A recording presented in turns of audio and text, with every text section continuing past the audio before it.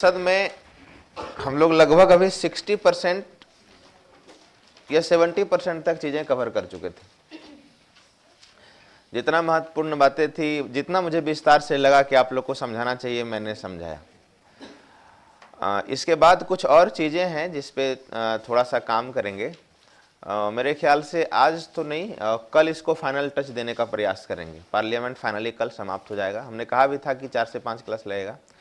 इसके बाद हमारे पास जो बचता है टॉपिक वो, अच्छा, इसको जैसे ही हम लोग पार्लियामेंट कंप्लीट करेंगे, राज्य का लेजिस्लेटिव अपने आप जो है आप लोग पढ़ लीजिएगा। थोड़ा बहुत हम लोग चर्चा कर देंगे, संभवतः ऐसा ही है। ठीक है, जैसे कि हम लोग मुख्यमंत्री प्रधानमंत्री पढ़ने के बाद मुख्यमंत्री पढ़ लिए थे, उसी तरह से थोड़ा बहुत आर्टिकल चेंज होगा। फिर पंचायती राज स्टार्ट करेंगे, सबसे लास्ट में जुडिशरी करेंगे, और इसके बाद थोड़ा सा कॉन्स्टिट्यूशनल और नॉन कॉन्स्टिट्यूशनल बॉडी को देख लेंगे। संभवतः टोटल क्लास कितना हुआ होगा अभी तक पॉलिटी का? 20 प्लस या 20 से कम? 20 हो गया।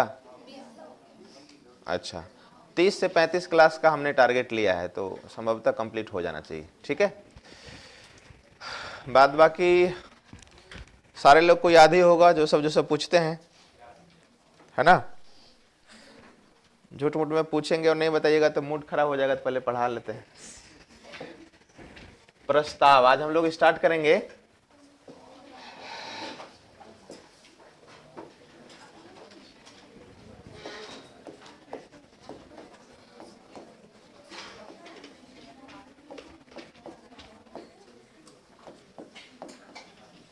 मोशन ऐसा है ना, होता है। देखिए होता क्या है, चीजों को थोड़ा सा समझिए पहले।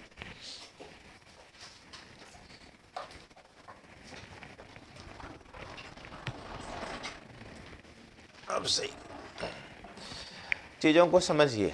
प्रस्ताव होता क्या है, हमने पहले ही चर्चा किया था कि संसद में जो 2 सदन होते हैं, लोकसभा और राज्यसभा, और फाइनली जो राष्ट्रपति होते हैं वो सदस्य तो नहीं होते हैं, लेकिन वो अंग होते हैं, और इन तीनों को मिला करके ही संसद का निर्माण होता है। इसमें हमने देखा कि लोकसभा को भी अलग से हम देखें, सरकार कैसे बनता है, तो लोकसभा में जिसकी बहुमत होती है वहीं से सरकार बनती है।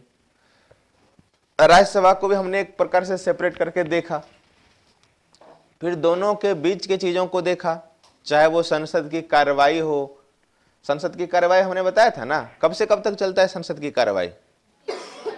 11 बजे से लेके संभवतः 6 बजे तक। 11 से 12 क्या होता है? 12 से 1 क्या होता है? उसके बाद विधायी कार्य, है ना। तो ये संसद की कार्रवाई हमने पूछा। दोनों संसद के अधिकारी हमने बताया था, लोकसभा का अलग अलग होता है, राज्यसभा का, ये सारा चीज चर्चा कर चुके थे। प्रस्ताव देखिए क्या होता है। जैसे कि प्रस्ताव का सीधा मीनिंग समझिए, कोई भी ऐसे सब्जेक्ट पे चर्चा, मतलब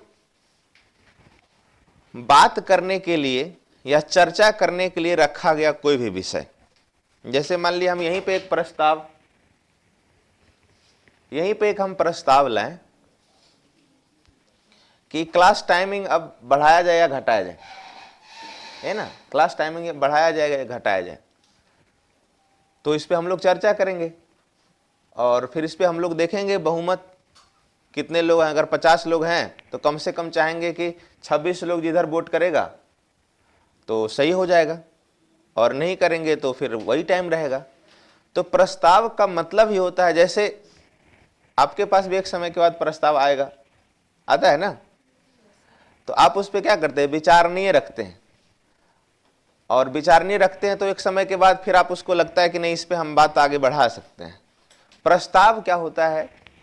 विचार करने के लिए, वाद विवाद भी नहीं, विचार करने के लिए संसद में, यानी लोकसभा और राज्यसभा के बीच विचार करने के लिए संसद में रखा गया कोई भी विषय, उसे हम लोग क्या कहते हैं? प्रस्ताव कहते हैं। ठीक है, अब देखिए, प्रस्ताव को पास कराना, पास होना या नहीं पास होना, ये निर्भर करता है संसद पे, यानी लोकसभा और राज्यसभा में जितने भी मेंबर है उसमें से कितने लोग इसमें, जैसे एक प्रस्ताव हमने रखा कि क्लास टाइम को हम लोग आगे बढ़ाएंगे या पीछे करेंगे, जैसे 10:30 है ना, तो इसको अब कितना किया जाना चाहिए? 10 कि 9? 10 किया जाना चाहिए, है ना। हाँ, 10 करना भी चाहिए, तो 10 करना चाहिए। तो इसमें से हम देखेंगे कितने लोग इसके सपोर्ट में। तो टोटल मान लीजिए यहाँ 100 लोग हैं, तो कम से कम कितना चाहिए? 50% प्लस 1, यानी 51 लोग अगर सपोर्ट में हैं तो फाइनल टच लगा दिया जाएगा जो यहाँ के डायरेक्टर है कि नहीं, क्लास कितने बजे होगा। तो हमने प्रस्ताव रखा, प्रस्ताव किस विषय में था? टाइमिंग चेंज के विषय में था, है ना।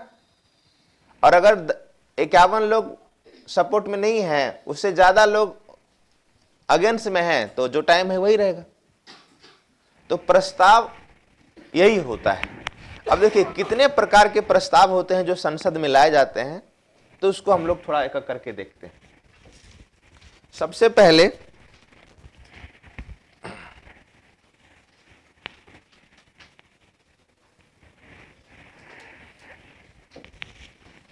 एक होता है विश्वास प्रस्ताव, कॉन्फिडेंस।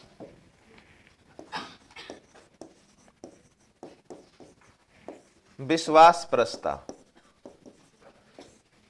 कॉन्फिडेंस मोशन, विश्वास प्रस्ताव।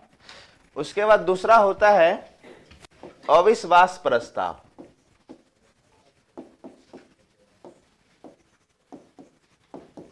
Low confidence motion. तीसरा होता है निंदा प्रस्ताव। 8 प्रकार का प्रस्ताव होता है। निंदा प्रस्ताव 3। चौथा होता है विशेषाधिकार प्रस्ताव।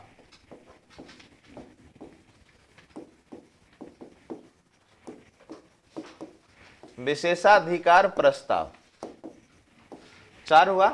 5वां होता है ध्यानाकर्षण प्रस्ताव।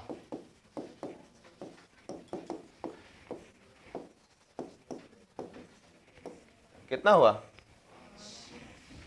ध्यानाकर्षण, विश्वास, अविश्वास, निंदा, विशेषाधिकार, ध्यानाकर्षण, 3 2 5। स्थगन, समापन और धन्यवाद। स्थगन प्रस्ताव, स्थगन,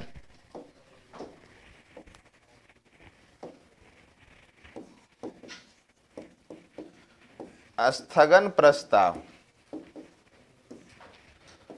समापन या कटौती इसको कहा जाता है, समापन या कटौती प्रस्ताव। और सबसे लास्ट में होता है धन्यवाद प्रस्ताव।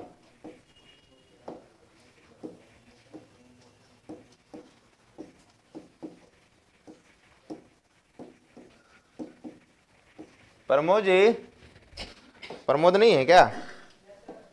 चाय नहीं पिलाइएगा। देखिए ये प्रस्ताव क्या होता है, हमने क्या बताया कि विचार करने के लिए कोई भी ऐसा विषय। अब देखिए संसद में मेनली रूप से हमने क्या कहा, संसद में मेनली रूप से कौन होते हैं? नेता की अगर बात करें तो मेनली रूप से 2 प्रकार के नेता होते हैं संसद में। कहां थे जी आप? क्लास क्यों मिस कर रहे थे? तो ऐसा कौन इंपॉर्टेंट काम था? आप बढ़िया बढ़िया क्लास मिस कर दिया आप। अच्छा वीडियो तो है ही, देख ही लेते हैं नहीं। उसमें मेनली रूप से 2 प्रकार के नेता होते हैं। एक होते हैं सत्ता पक्ष के, एक होते हैं विपक्ष के, है ना। हमने बताया भी था सत्ता पक्ष के वो नेता होते हैं जिसकी सरकार होती है। हालांकि जिसकी सरकार होती है उसके सारे विधायक कार्यपालिका में, सारे विधायक या संसद कार्यपालिका में शामिल नहीं होते हैं। कार्यपालिका में सिर्फ और सिर्फ मंत्री स्तर के लोग होते हैं। और दूसरा होता है ओपोजिशन का, विपक्ष का होता है ना। जीता हुआ तो सब कोई होता है। जैसे मान लिया जाए ये सांसद है, इधर वाला पूरा लोकसभा है, उधर वाला पूरा राज्यसभा है ना। तो लोकसभा में भी अगर हम इधर की चर्चा करें तो लोकसभा में ये दोनों मिला करके मान लिया जाए कभी एनडीए या बीजेपी का है और ये पूरा कांग्रेस का है, तो सरकार किसकी है? एनडीए की, बीजेपी की सरकार है। तो इसमें सारे लोग तो सरकार में शामिल नहीं है ना, तो हो सकता है इसमें कि मान लिया 4 गो सिर्फ मंत्री हैं, बाकी सारे सांसद जीते हुए हैं। और वो लोग पहले अपोजिशन में जरूर है लेकिन वो भी तो जीता हुआ सांसद है, हाँ जीता हुआ सांसद है। तो उसको जब वो जीता हुआ सांसद अभी भी है तो लेकिन वो विपक्ष का है, तो वो तो चाहेगा ना कि आपका सरकार गिरे, या ये तो चाहेगा ना कि आपकी आलोचना करे, तभी तो आप लोग बेहतर से काम कीजिएगा। जैसे कि विपक्ष वाला जितना मजबूत होता है, विपक्ष होने के लिए हमने कितना बताया था, कितना सीट होना चाहिए? 1/10। तो जितना वो लोग तो चाहेगा कि विपक्ष भारत के अन्य जगह जहां जहां से वो लोग हैं वहां के मुद्दा को आपके समक्ष लाए और आपसे पूछे कि आप इस पे क्या काम कर रहे हैं, और आप उसका क्या करें, सेटिस्फैक्शन वाला जवाब भी आपको देना चाहिए, या देते भी हैं लोग। इसी दौरान कभी कभी क्या होता है कि आपस में ऐसा लगने लगता है कि उधर का कुछ दोस्ती इधर से हो गया, इधर वाला का कुछ दोस्ती उधर से हो गया, तो शायद ऑपोजिशन को लगता है कि अपना साथ छोड़ने वाला है, ऐसा कुछ सिचुएशन होता है। तो इसी समय समय पर कुछ ऐसे प्रस्ताव लाए जाते हैं जिससे कि ये दिखाया जाता है नहीं, जितना हमने सरकार बनाया आज भी उतना सांसद हमारे पास है, और अगर नहीं दिखा पाता है तो सरकार गिरती भी है। तो एक एक करके हम लोग जानने का प्रयास करेंगे विश्वास प्रस्ताव। अब देखिए, हम बार बार बोल रहे हैं प्रस्ताव लाएगा कौन? तो एक सत्ता पक्ष वाला या विपक्ष वाला, यही ना। उसी तरीके से राज्यसभा में भी है, सत्ता पक्ष वाला और विपक्ष वाला होता है ना, ऐसा ही। देखिए, शुरू से जब हम क्लास करा रहे हैं तो आपको एग्जाम्पल देकर के समझाने का प्रयास कर रहे हैं। मान लीजिए ये पूरा लोकसभा है और ये पूरा एनडीए है और ये कांग्रेस है, तो सत्ता पक्ष में एनडीए है लोकसभा में। उसी तरीके से राज्यसभा की अगर हम बात करें तो राज्यसभा में भी तो दो तरह के लोग होंगे, एक सत्ता पक्ष वाले होंगे और एक विपक्ष वाले होंगे। होता है कि नहीं होता है? तो देखिए, एक एक करके हम लोग समझने का प्रयास करते हैं। ये जो विश्वास प्रस्ताव होता है तो यहां साफ दिखा रहा है कॉन्फिडेंस। मुझे विश्वास है ना, इस चीज को थोड़ा सा समझिए। ये ज्यादातर सरकार के द्वारा लाया जाता है, ज्यादातर क्या सरकार के द्वारा ही लाया जाता है। सरकार की जब चर्चा कर रहे हैं तो यहां पे मंत्री परिषद आएगा, वैसे मंत्री परिषद आएगा। और ये देखिए, ये विश्वास प्रस्ताव लोकसभा हो चाहे राज्यसभा हो, लोकसभा हो चाहे राज्यसभा हो, ये दोनों जगह लाया जाता है। ये किसके द्वारा लाया जाता है? मंत्री परिषद के द्वारा लाया जाता है। मंत्री परिषद के एक करके देखते चले क्या। पहला क्या था? विश्वास प्रस्ताव। ये देखिए, ये क्या होता है, तो ये तो लोकसभा में भी लाया जा सकता है और ये राज्यसभा में लाया सकता है। किसके द्वारा लाया जाता है? ये मंत्री परिषद के द्वारा लाया जाता है। मतलब हमेशा ये जो विश्वास प्रस्ताव है वो सरकार के द्वारा लाया जाता है। अच्छा, सरकार के द्वारा लाया जाता है तो इसका पर्पस क्या होता है? जब सरकार के द्वारा ये लाया जाता है तो वहां पे बहुमत सिद्ध होता है ना।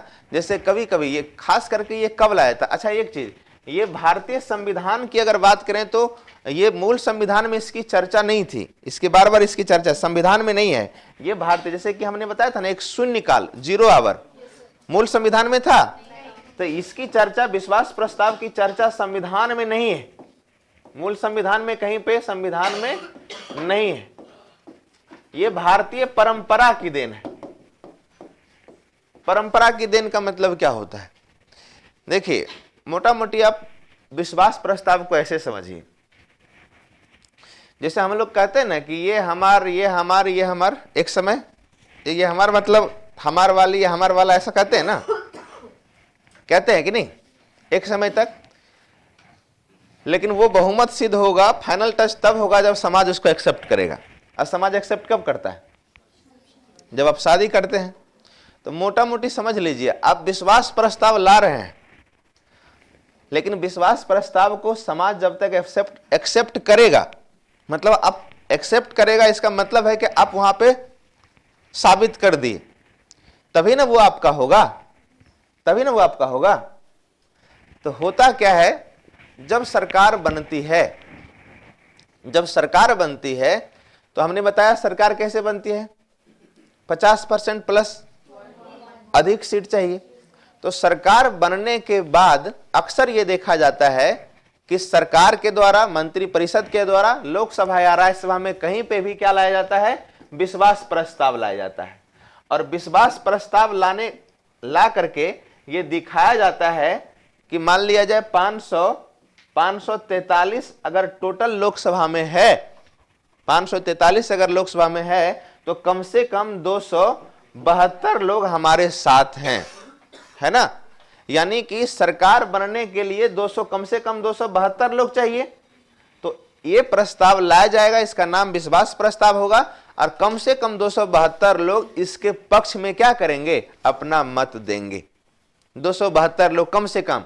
ऐसे इससे ज्यादा होता है, जैसे वर्तमान में हम बताते हैं ना कि बीजेपी का ही 303 है, एनडीए का मिलाए तो लगभग 350 के आसपास सीट है। यानी कि ये स्थिति। अभी देखिए क्या होगा, जैसे नया मंत्रिमंडल बना, नया सरकार बना, नया सरकार अभी बिहार में बना है ना, एक समय के बाद इसको क्या करना पड़ेगा, ये ला सकता है विश्वास प्रस्ताव, और वहां पे ये क्या करेगा, अपने क्या कितना विधायक का लिस्ट दिखाया इसने, 128 का दिखाया।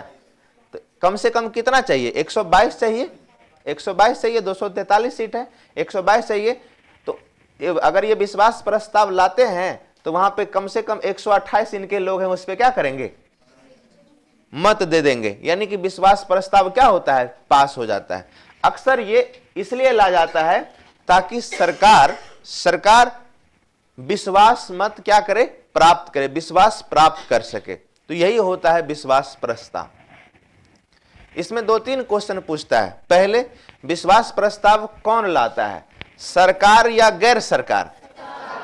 अच्छा, संसद में गैर सरकार कौन होता है, तो जो मंत्री परिषद में शामिल नहीं होता है ना। तो लाता कौन है, सरकार लाती है। कहां लाता है, ये दोनों जगह लाया सकता है, लोकसभा में भी और राज्यसभा में भी लाया सकता है। इसमें 2 चीज होता है, लाया जाता है।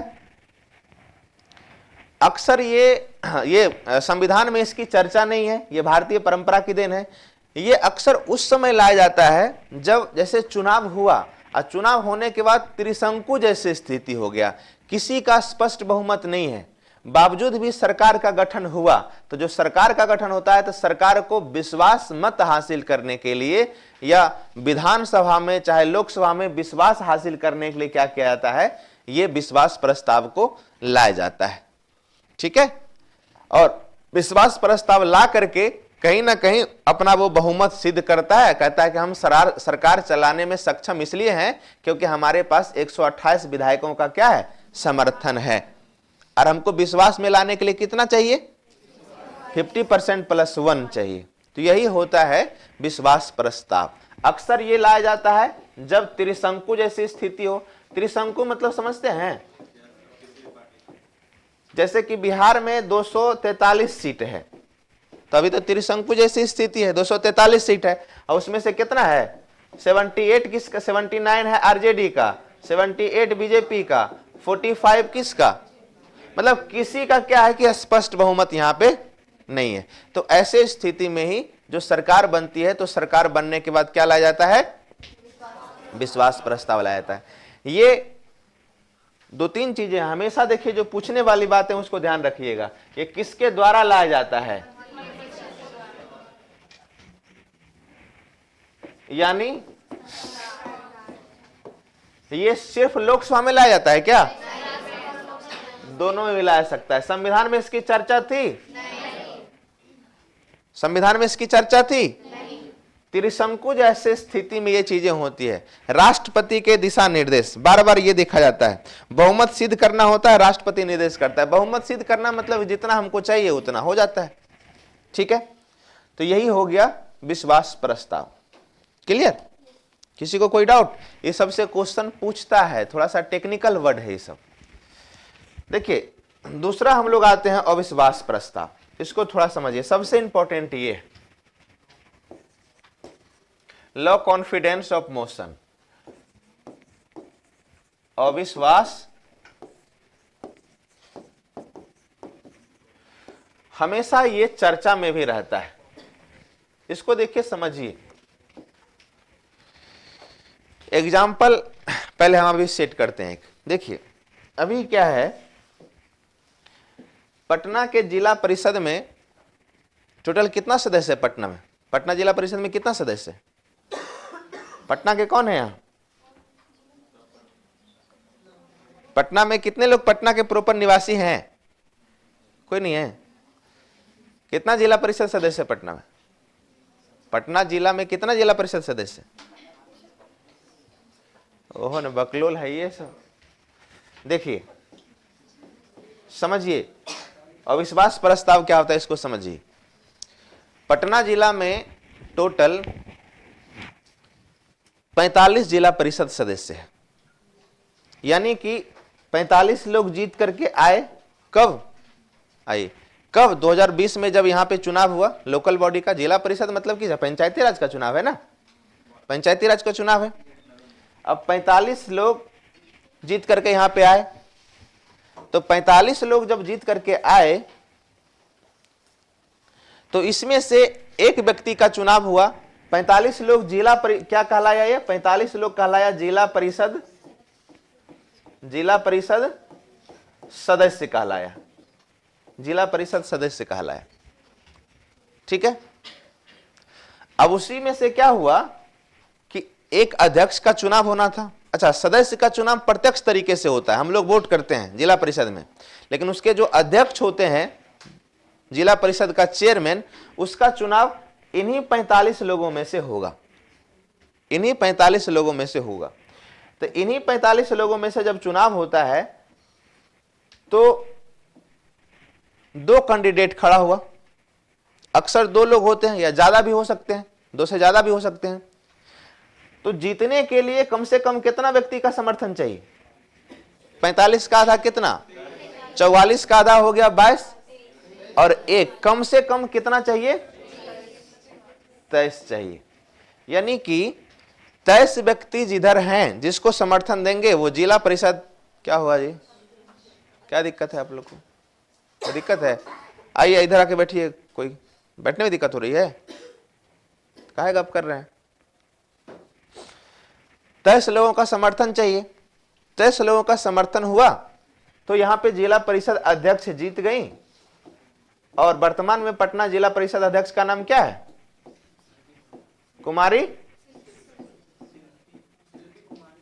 कुमारी स्तुति। ठीक है। और एक उपाध्यक्ष भी चुना गया, आशा देवी।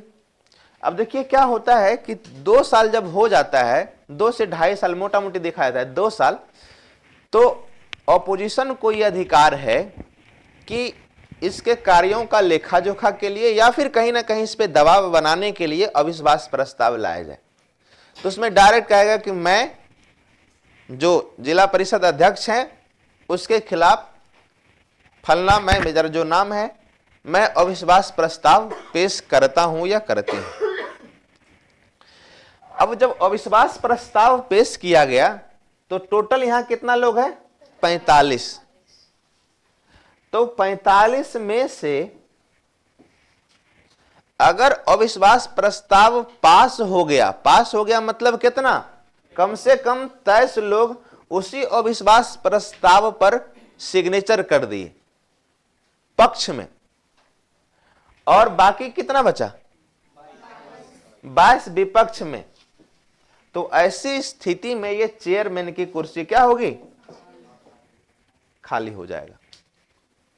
यानी मोटा मोटी कहें सरकार गिर जाएगी, सरकार गिर जाती है। इसलिए इसका इंपॉर्टेंस अविश्वास प्रस्ताव का इंपॉर्टेंस होता है। अगर अविश्वास प्रस्ताव लाया गया और उसमें 23 लोग नहीं पूरा पाया जिसने लाया अपोजिशन वाला, तो फिर क्या होगा?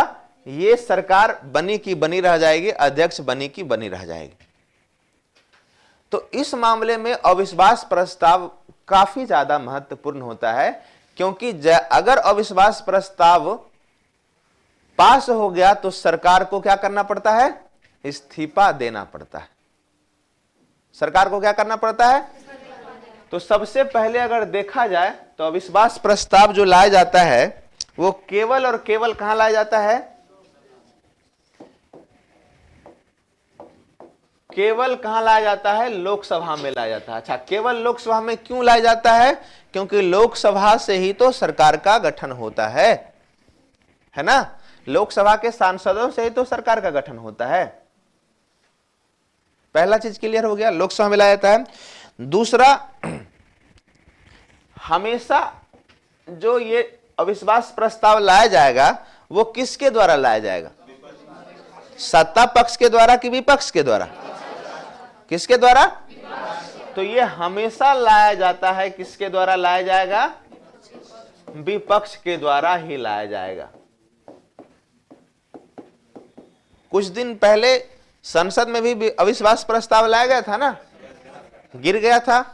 संसद में अविश्वास प्रस्ताव पास होने के लिए देखिए मेन पर्पस होता है सरकार का गिराना। तो संसद में अविश्वास प्रस्ताव पास होने के लिए कम से कम 273 लोग का समर्थन चाहिए। कांग्रेस के पास या अपोजिशन के पास इतना है नहीं।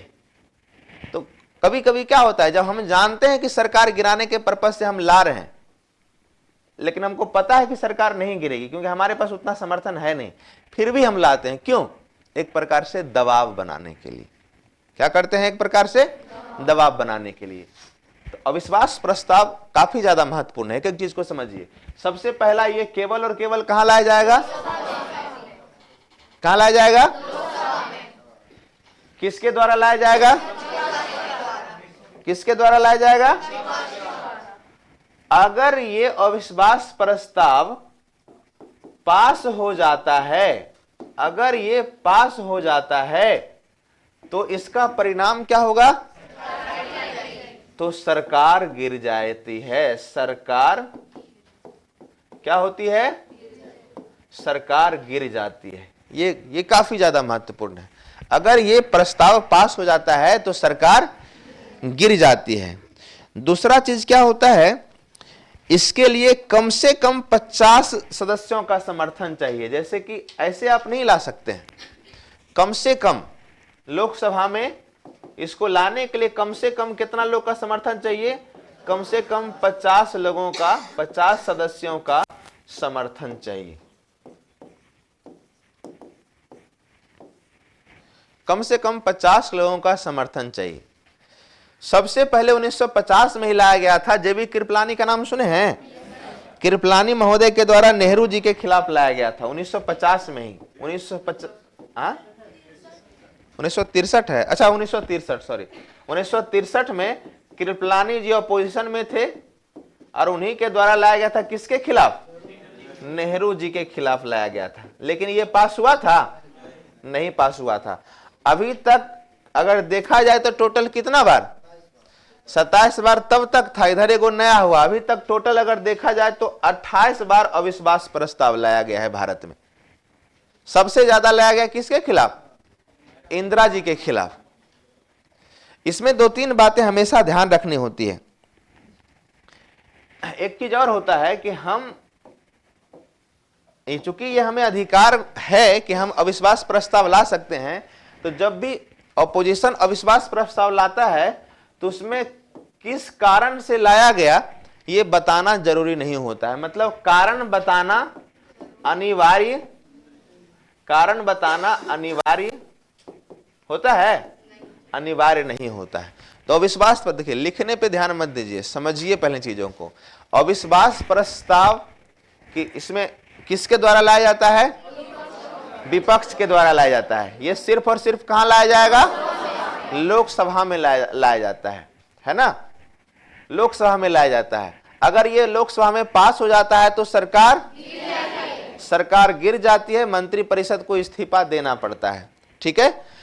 इसको लाने के लिए जो लाता है विपक्ष लाते हैं तो उसको कारण बताना जरूरी नहीं होता है। लाने के लिए कम से कम कितने लोगों का समर्थन चाहिए? 50 लोगों का समर्थन चाहिए, है ना। अभी तक टोटल अगर भारतीय इतिहास में देखा जाए तो कितना बार लाया जा चुका है? 28 बार। उसमें सबसे ज्यादा किसके खिलाफ? एकमात्र ऐसे व्यक्ति थे, प्रधानमंत्री हैं भारत में, जिसके खिलाफ अविश्वास प्रस्ताव लाया गया और उसको इस्तीफा देना पड़ा था। बताइए, हम प्रधानमंत्री में पढ़ाए भी थे। जो बताइएगा उसको चाय पिलाएंगे। मोरारजी देसाई। कब?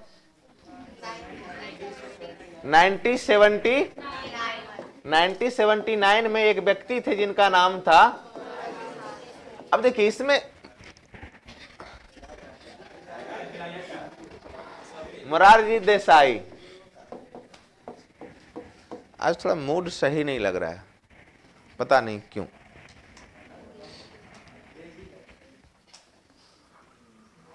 हम लेजी हैं।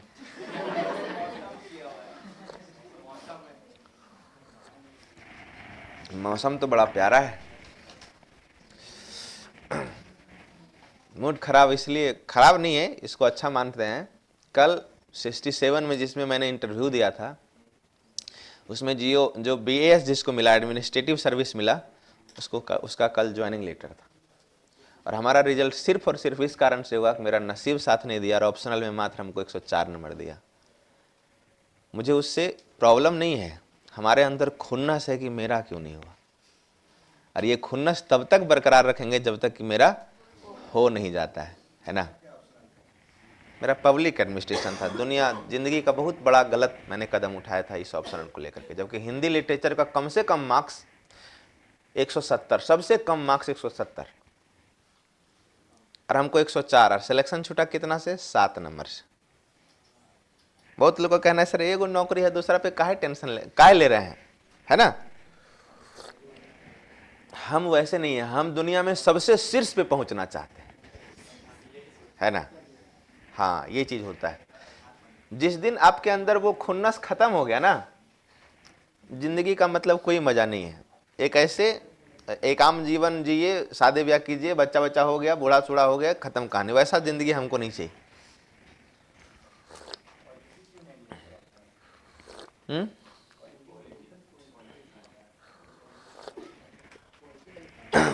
मेरा ग्रेजुएशन है इकोनॉमिक्स से, मेरा PG है हिस्ट्री से, पढ़ाता हूँ पॉलिटी इकोनॉमिक्स, ऑप्शनल था मेरा पब्लिक एडमिनिस्ट्रेशन, है ना। तो हम ऑलराउंडर हैं। ऑलराउंडर मतलब समझते हैं? हाँ, वही है, क्या कहिएगा। तो देखिए इसमें क्या हुआ था, अविश्वास प्रस्ताव। देखिए मेनली रूप से क्या होता है, इसका सबसे बड़ा, सारे प्रस्ताव में ये सबसे महत्वपूर्ण इसलिए होता है, जैसे मोरारजी देसाई, आपको पता होगा 1977 में जनता दल की सरकार बनी कांग्रेस से हट करके, बाद में उससे लोग अलग हो गए। जैसे मान लिया जाए यहाँ पे 100 लोग हैं, तो 51 लोगों को जल्दी जल्दी हमने पोट पाट के 4-5 पार्टी को बना करके सरकार बना दिया। जैसे अभी ही मान लीजिए जैसे सरकार बनी 128 लोगों का गया है ना, ऐसा हो कि उसमें से 30 विधायक इस्तीफा दे दे, फोड़ दे, या दूसरे तरफ चला जाए। सरकार में तो नीतीश बाबू ही रहेंगे। और जब विपक्ष को यह कॉन्फिडेंस हो जाएगा कि हमने उसका 20 या 25 विधायक को तोड़ दिया, तब सरकार के खिलाफ ले आएगा क्या? अविश्वास प्रस्ताव लाने का मतलब है कि आप बहुमत सिद्ध कीजिए कि आपके पास कम से कम 122 विधायक का समर्थन है। और जहां बहुमत सिद्ध नहीं होगा, आप कहां जाइएगा? सरकार गिर जाएगी। तो यही होता है विश्वास प्रस्ताव, अविश्वास प्रस्ताव। बुझाया?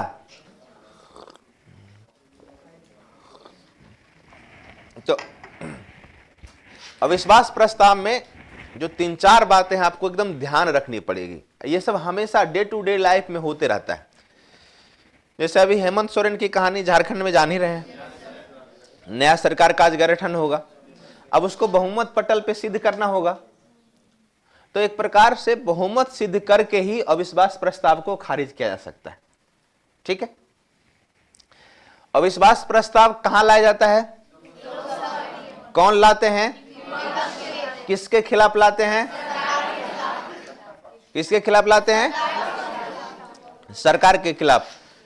अगर ये पास हो जाता है तो क्या होगा, अब पास नहीं होता है तो क्या होगा, हाँ ऐसा नहीं कि पास नहीं हो पाता है तो विपक्ष हट जाएगा, ऐसा नहीं होगा, सरकार बनी रहेगी, है ना, क्लियर। दूसरा, अच्छा अभी तक टोटल कितना बार लाया गया, कितना बार, सबसे ज्यादा किसके खिलाफ, एकमात्र प्रधानमंत्री जो अविश्वास प्रस्ताव के कारण सरकार गिरी, मोरारजी देसाई। तो अविश्वास और विश्वास में क्या अंतर है, विश्वास प्रस्ताव कौन लाती है, कहां पे ला सकता है, ये सब जानते हैं, है ना। चलिए अब आते हैं हम लोग निंदा प्रस्ताव। निंदा मतलब समझते हैं,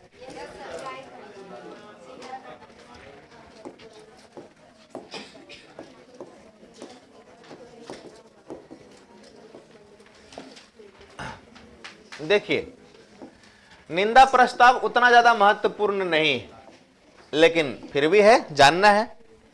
जैसा कि इसके वर्ड में ही है निंदा करना। हमको यहां लगता है कि हम अपना 100% देते हैं, बावजूद भी हम सबको खुश नहीं कर सकते हैं। कुछ लोग ऐसे जरूर होंगे जो मेरा खिंचाई करते होंगे, हमारे एब्सेंट में करते हैं ना, हमको पता है, हमको नाम भी पता है कौन कौन करते हैं, है ना, वो जरूरी है। आप लोग नहीं करते हैं, वो हमको पता है ना, नाम बोलेंगे तो फिर दुख हो जाएगा, कौन कौन करते, आप नहीं करते हैं। अच्छा, वो करना जरूरी इसलिए पता है क्यों है, हमारी कमी कैसे पता चलेगा। जैसे कि एक सफलता नहीं कहता है, सफल होने के लिए बहुत बड़ा दुश्मन की जरूरत नहीं है, लेकिन बहुत ज्यादा सफल होने के लिए एक बहुत बड़ा दुश्मन का होना भी जरूरी होता है। और जिंदगी का मतलब तो यही होता है, हमेशा स्ट्रगल करते रहिए। मतलब आपको किसी को दिखाना है तो देखेगा मेरा उड़ला है ना, उस टाइप का दुश्मन। कौन सा मूवी था, शादी में जरूर आना, तो उसको आईएएस क्यों बनाया, क्यों बना, क्योंकि उसको क्या करना था, सामने वाला सब रजिस्ट्रार का घमंड तोड़ना था, है ना। तो उसी टाइप का निंदा प्रस्ताव देखिए क्या होता है, ये भी विपक्ष के द्वारा लाया जाता है, लोकसभा में भी, लोकसभा में स्वीकार कर लिया जाता है। उद्देश्य सरकार को निंदा करना बनना, इसमें देखिए कुछ होता नहीं है। निंदा प्रस्ताव मोटा मोटी क्या होता है इसका, अच्छा यहां पे भी देख लीजिए, ये कहां लाया जाता है, क्योंकि सरकार कहां से बनती है, लोकसभा से। ये कहां से लाया जाता है, स्वाभाविक है, सरकार अपनी निंदा खुद करेगी, कौन उसकी निंदा करेगी, विपक्ष करेगी। तो विपक्ष द्वारा लाया जाता है, किसके द्वारा लाया जाता है, विपक्ष द्वारा लाया जाता है। इसका मूल उद्देश्य क्या होता है, आप अपने अपने जिंदगी का ऐसा कोई व्यक्ति बताइए जो हमेशा आपकी निंदा करता हो। जैसे हमारा बहुत है, थोड़ा बहुत नहीं है, नहीं है कोई, आप लोग के पास नहीं है, आप लोग अच्छा जिंदगी तब नहीं जी रहे हैं। आपका कोई दुश्मन है कि नहीं, होता है। एक ऐसा दुश्मन बनाइए जो आपका हमेशा निंदा करता हो, और हमारे पास सौभाग्यशाली है कि उसकी कमी नहीं है ना। इसका मूल उद्देश्य होता है सरकार के कामों की निंदा करना, सरकार या सरकार के कामों की निंदा करना। अब देखिए निंदा क्यों किया जाता है, जैसे कि मैं आपको कभी कभी बोलते हैं ना, क्या बोलते हैं पता ही है ना। जैसे कभी हम मजाक कर लेते हैं, तो कल एक यहां से मैसेज गया कि सर हमसे मजाक नहीं कीजिएगा, तो हम बोलने की कोई दिक्कत नहीं है, बहुत लोग है मजाक करने वाला। जैसे है ना, तुमसे कहते रहते कि बुतरू हो, बड़ा तेज समझती हो, ऐसा बोलते रहते हैं ना। कभी कभी निंदा भी करते हैं, ज्यादा बचपना है। कभी किसी को डांट देते हैं कि यहाँ पढ़ाई करने आते हैं तो जो उतना लेप के कहा आते हैं ठोर में, बहुत लोग होता है ना, एकदम पूरा लेपाई करके आते हैं। तो यहाँ थोड़ी ना उस टाइप का कुछ है कि आपको मिस इंडिया या ऐसा कुछ बनना है। तो यहाँ आकर के सिंपली पढ़ाई करने आते हैं। एक दिन आए थे ना, किसी उसी तरह से रो दिए थे, कोई लड़की थी यहीं पे रो दी थी। तो मेरा ऐसा इंटेंशन नहीं होता है कि हम आपका खिंचाई करें, लेकिन हम चाहते हैं कि हम आपका खिंचाई करेंगे ताकि आपका जो आत्मा है वो थोड़ा सा झकझोर जाए और आगे सिर्फ पढ़ाई के पर्पज से यहाँ आए, और आने से पहले जब भी ठोर रंगाई का काम होगा तो नहीं करके आएंगे। ऐसा होता है ना? आपको हमेशा अच्छा से बैठने के लिए क्यों बोलते हैं? कभी सीरियस होकर क्यों डांट देते हैं? तो निंदा करने का एकमात्र उद्देश्य होता है विपक्ष का कि सरकार उस मुद्दे पे सही से काम करे, है ना? सरकार उस मुद्दे, जिसे हम कहेंगे आप अच्छा से पढ़ाई नहीं कर रहे हैं, क्यों? हम कुछ ऐसा देखेंगे, पढ़ाई के दौरान आप मोबाइल चला रहे हैं तो आगे से मोबाइल चलाइएगा, सीरियस होकर पढ़ाई कीजिएगा। तो यही होता है, निंदा प्रस्ताव जब लाया जाता है इसका एकमात्र उद्देश्य होता है सरकार का क्या करना। अब देखिए, ये प्रस्ताव जब पास हो जाता है तो क्या होगा भाई?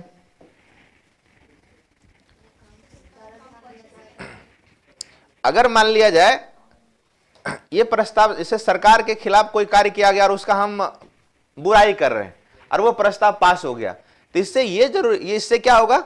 सरकार नहीं गिरेगी लेकिन सरकार की प्रतिष्ठा जरूर गिरेगी। अब इससे कोई मेरा निंदा करेगा, मेरा निंदा कीजिए, मेरे में 4 कमी बताइए, 5 कमी बताइए, मजाक नहीं, सीरियस। अरे पॉजिटिव नहीं नेगेटिव बोल रहे हैं, बताइए। वह तरीके, यही तो सबसे इंसान के अंदर कमी ढूंढना बहुत बड़ा जो है ये वाला चीज है। बताइए 5 कमी मेरे अंदर क्या है, बताइए। हाँ बिल्कुल, हम सिचुएशन, अच्छा एक हो गया, दूसरा एक ही कमी है, दूसरा अरे डरने वाली बात नहीं है, बताइए ना, पीछे भी कोई। हाँ क्या करते हैं? डेली सुनते हैं, इन नेगेटिव नहीं होगा, सीरियस बता रहे हैं कि आप थोड़ा मेरा नेगेटिव बताइए 5 को, आपको हम टाइम देते हैं।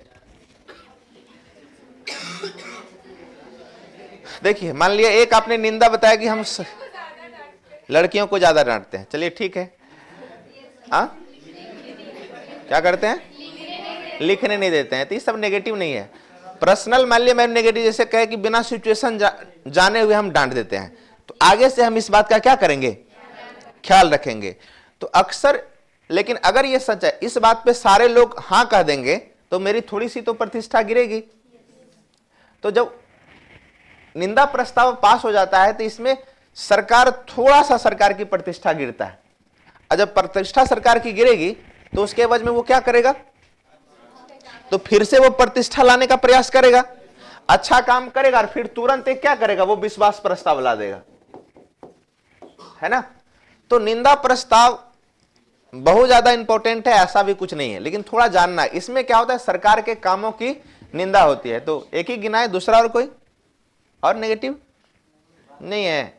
डर से आप लोग नहीं बता रहे हैं, हम बताते हैं मेरे अंदर में क्या क्या नेगेटिव है जो हमने देखा है। हम क्यों बताएंगे भाई? अब देखिए, तो निंदा समझ गए। अब थोड़ा सा हम लोग यहां जानने का प्रयास करते हैं अविश्वास और निंदा प्रस्ताव में अंतर। अच्छा, अविश्वास भी लाया जाता है सरकार के खिलाफ ही, और निंदा भी लाया जाता है सरकार के खिलाफ ही। अब दोनों में अंतर थोड़ा सा बताइए, क्या क्या अंतर है? यानी अगर ये पास होगा तो सरकार क्या होगी? सरकार गिर जाएगी। और अगर ये पास होगा तो सरकार नहीं गिरेगी, बल्कि सरकार की थोड़ी सी प्रतिष्ठा गिरेगी। पहला अंतर ये हो गया।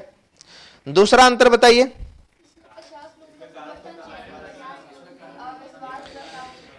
एक चीज हमेशा याद रखिए, निंदा प्रस्ताव जो लाया जाता है, अच्छा अविश्वास प्रस्ताव जो लाया जाता है वो किसके खिलाफ लाया जाता है? सरकार, या यूं कह सकते हैं पूरा का पूरा मंत्री परिषद के खिलाफ, मंत्री परिषद के खिलाफ लाया जाता है। लेकिन कई बार ये देखा गया, अच्छा निंदा प्रस्ताव जो होता है वो जरूरी नहीं है कि पूरा का पूरा सरकार के खिलाफ लाया जाए, कभी कभी ये किसी पार्टिकुलर मंत्री के खिलाफ भी लाया जा सकता है। जैसे कोई ऐसा मंत्री है जिसने ऐसा कुछ काम किया है जो गलत था, या फिर सीरियस मुद्दे पे उसने ध्यान नहीं दिया तो उसके खिलाफ लाया गया। तो यहां पे कह सकते हैं ये पूरे सरकार या मंत्री परिषद के खिलाफ लाया जाता है और ये पूरे मंत्री परिषद या किसी खास मंत्री के खिलाफ भी लाया जा सकता है। ठीक है, मतलब बीजेपी का कोई एक मंत्री है उसके खिलाफ हम ला सकते हैं। तीसरा,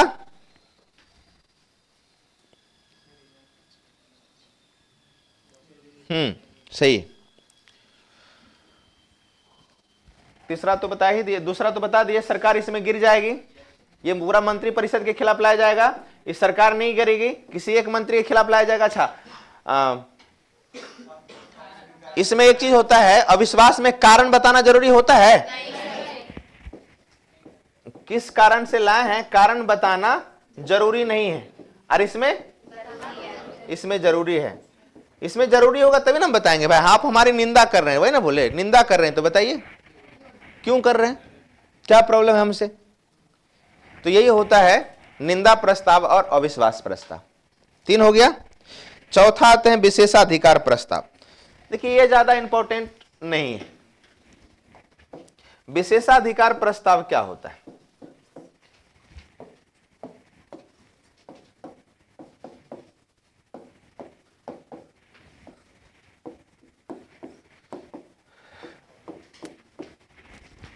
देखिए हुआ क्या था, कल हम लोगों का, परसों हम लोगों का एसएस सर के साथ मीटिंग था। हमारे सीनियर थे, एसईओ सर थे इसमें, मुख्य कार्यपालक पदाधिकारी, और उनको डीएम सर के साथ मीटिंग था सेम टाइम, और रिव्यू कर रहे थे। तो आपको पता होगा कि सरकार में कुछ भी चीज का रिव्यू होता है तो डिस्ट्रिक्ट बाय डिस्ट्रिक्ट होता है, तो अल्फाबेट का ध्यान रखा जाता है। तो अररिया से शुरू होता है अरवल, तो पहला डोज अररिया और अरवल वाले को ही हमेशा पड़ता है। इसी तरह पटना आने में लेट था, टाइम हो रहा था, तो सर ने विशेष आदेश ले करके कहा कि सर ऐसा ऐसा बात है, कोर्ट का आदेश है, हमें जाना है। तो उसके बाद को पहले सुन लिया गया और फिर वो चले गए। समझे? नहीं समझे? बिल्कुल नहीं समझे। अब बताते हैं क्या समझाना चाह रहे थे। समझाना ये चाह रहे थे कि यहां पे मान लिया जाए हम लोग पढ़ाई लिखाई का काम कर रहे हैं, अभी है ना, पढ़ रहे हैं, लेकिन एकाएक पता भी चले कि खुदा न करे कभी ऐसा हो कि कोई बहुत बड़े सज्जन है या कोई ऐसे व्यक्ति है भारत के, उसके खिलाफ कुछ गलत हो गया, मान ले किन्हीं का डेथ हो गया, ऐसा सूचना है, और उस पर थोड़ा सा हम लोग को विचार करना चाहिए। कभी कभी क्या होता है ना, विशेषाधिकार होता है संसद में, सांसद लोगों के पास, कि कोई विशेष इन कॉमन इन जनरल बातें तो चल रही है, लेकिन कभी कभी कुछ लोक महत्व का अगर कोई विषय होता है तो उस पर चर्चा इसमें होता है, उसी से संबंधित ये विश्वास लाया जाता है, प्रस्ताव लाया जाता है। जैसे हम पढ़ा रहे हैं संसद, लेकिन आपको थोड़ा सा जानना हो कि अभी मान लिया जाए झारखंड का नया मुख्यमंत्री कौन बना, तो ये बना नहीं बना, हो सकता है कोई दूसरा बना हो या कुछ ऐसा इंसिडेंट हो गया। कभी कभी क्या होता है, विशेषाधिकार मतलब संसद में विशेषाधिकार होता है कि लोक महत्व के किसी भी बिंदु पर वो प्रस्ताव ला सकता है, तो इसमें कोई विशेष होता नहीं है। साथ ही साथ ये देखा जाता है कि आप जो भी बातें कर रहे हैं और वहां पे गलत बोल रहे हैं, तो आपका अधिकार है ना, आपका अधिकार है ना कि सर नहीं आप वहां गलत पढ़ा रहे हैं। तो विशेषाधिकार में एक चीज का हमेशा ध्यान रखा जाता है कि अगर कोई मंत्री या कोई भी व्यक्ति कुछ गलत तथ्य प्रस्तुत कर रहे हैं तो सामने वाला उसका क्या कर सकता है, उसका विरोध या उसको बता सकता है कि आपने ये गलत तथ्य प्रस्तुत किया। ये उसका क्या होता है, विशेषाधिकार होता है। तो इसमें ये होता है, यदि कोई मंत्री द्वारा गलत तथ्य ला करके सदन में ये विशेषाधिकार का उल्लंघन होता है, तो सारे सदस्य के द्वारा यही 2 चीज देखा जाता है। अगर गलत तथ्य प्रस्तुत किया गया, मोटा मोटी इस बात को समझ लीजिए, गलत तथ्य प्रस्तुत किया जाता है तो उसी के खिलाफ ये चीज लाया जाता है, और ज्यादा कुछ है नहीं। ध्यान आकर्षण प्रस्ताव, ये क्या होता है? ये बड़ा इंपॉर्टेंट होता है। शून्य ध्यान आकर्षण प्रस्ताव भी अगर देखा जाए, देखिए पहला था सबसे पहले विश्वास, दूसरा ध्यान आकर्षण, ये दोनों शून्य काल की तरह भारतीय संविधान में नहीं था, उसको बाद में लाया गया। ध्यान आकर्षण में क्या होता है जैसे इन जनरल सारी बातें चल रही है जो मैं बता रहा था, लेकिन कोई ऐसा लोक महत्व का कोई मुद्दा है जिसपे सरकार का विशेष ध्यान आकर्षण करना चाहता है। जैसे एग्जाम्पल समझिए, अभी विकास कार्य ये वो, जैसे कल ही अंतरिम बजट पेश हुआ, इकोनॉमिक्स में चर्चा। अंतरिम बजट और सामान्य बजट में क्या अंतर होता है, कुछ पता है? जिस बार सरकार मतलब चुनाव होने वाला होता है ना, उस बार जो है अंतरिम बजट लाया जाता है, उसमें कोई विशेष लुभावना जैसी चीजें नहीं दे सकते हैं। आप कॉलेज से आ रहे हैं क्या? कितना लेट? ट्रेन लेट थी। कहां से आते हैं? कहां से? सदीसोपुर। अच्छा, कोई बात नहीं, ट्रेन लेट था तो कोई बात नहीं। कहां थे? हाँ, ध्यान आकर्षण। तो इन जनरल जो बातें होती है उसको छोड़ करके सरकार का ध्यान विशेष मुद्दा पे लाया जाता है। जैसे मणिपुर का इशू है ना, इसे बात तो चल रही है, लेकिन मान लिया जाए कोई व्यक्ति के सरकार मणिपुर पे क्या काम कर रही है, मणिपुर पे क्या काम कर रहे हैं। या फिर देखिए कभी कभी क्या होता है, जैसे कोई ऐसा, जैसे हाथरस घटना याद है आपको, दिल्ली में जो हुआ था निर्भया कांड, ये सब मतलब झकझोर देने वाली घटना थी। बिहार में भी आए दिन ऐसा होते रहता है। तो कभी कभी जब मुद्दा कोई ज्यादा हाईलाइट होता है ना, तो उस पर विशेष ध्यान आकर्षण किया जाता है। जैसे इन जनरल विकास की बातें, योजना लाना, सरकार क्या कर रही है, आलोचना, ये सब तो चलती रहती है, लेकिन बीच में कोई लोक महत्व का जब कोई बातें होती है या कोई ऐसा मुद्दा है जिसपे सरकार का ध्यान आकृष्ट किया जाता है, तो उसी संदर्भ में लाया जाता है कौन सा प्रस्ताव? ध्यान आकर्षण प्रस्ताव। यानी कि सरकार का ध्यान लोक महत्व के विशेष अच्छा, अब कोई फालतू टाइप का विषय पे नहीं है ना। जैसे मान ली बात चल रहा हो, सारा बात खत्म हो गया, पता चला कोई इंपॉर्टेंट बात छूट गया, तो अक्सर उसी संदर्भ में ध्यान आकर्षण प्रस्ताव को लाया जाता है। यहां पे इसको किसी भी सदन में लाया जा सकता है। ऐसी स्थिति में मंत्री तुरंत भाषण दे सकता है। किसी लोक महत्व के मेन चीज हमेशा ध्यान में रखा जाता है, किसी लोक महत्व का विषय होना चाहिए, और उस मंत्री, जैसे कि मणिपुर में जो इशू हो रहा है, तो वो किस मंत्रालय, जैसे सुरक्षा का मामला है, गृह मंत्रालय के अंतर्गत आएगा, तो हम ध्यान आकर्षण करने का प्रयास किए, गृह मंत्रालय तुरंत उस पर क्या करेगा, अपना भाषण देगा या अपना जो भी होगा स्टेटमेंट देगा कि मैं ये सब कर रहा हूं। ठीक है, तो ध्यान आकर्षण प्रस्ताव में हमेशा इस बात को ध्यान रखिए, किसी लोक महत्व, इन जनरल जो चलता है तो वो चलता ही है किसी लोक महत्व के विषय पर सरकार या उसके किसी मंत्री का, जिस विभाग का हो, उसके ध्यान को क्या किया जाता है, आकृष्ट किया जाता है उस ओर। ठीक है, क्लियर? कोई दिक्कत? समझ में आया? तो इतना शांत क्यों है? ध्यान आकर्षण प्रस्ताव समझे? चल रहा है, सेशन वेशन जो भी है, सारा चीज हो रहा है। इसी विषय में कोई लोक महत्व का विषय हो गया, जैसे कि मान लिया बिहार में ही कुछ ऐसा घटना घट गया, हो सकता है कि जैसे अभी एक इशू चल रहा है कि जो पहला आया था टीचर वाला बहाली, तो उसमें सप्लीमेंट्री रिजल्ट इशू किया गया था, लेकिन इस बार कल का स्टेटमेंट है कि नहीं किया जाएगा। तो हालांकि ये बहुत ऐसा लोक महत्व का विषय नहीं है, लेकिन क्या फिर भी पूछा जा सकता है ऐसा क्यों? शिक्षा मंत्री जवाब दे। तो ऐसा ही होता है ध्यान आकर्षण, जैसे वर्ड में ही छिपा हुआ है ध्यान आकर्षण, अविश्वास, निंदा, विश्वास। ठीक है, चलिए इसके बाद क्या हो गया? ध्यान आकर्षण प्रस्ताव के बाद स्थगन प्रस्ताव।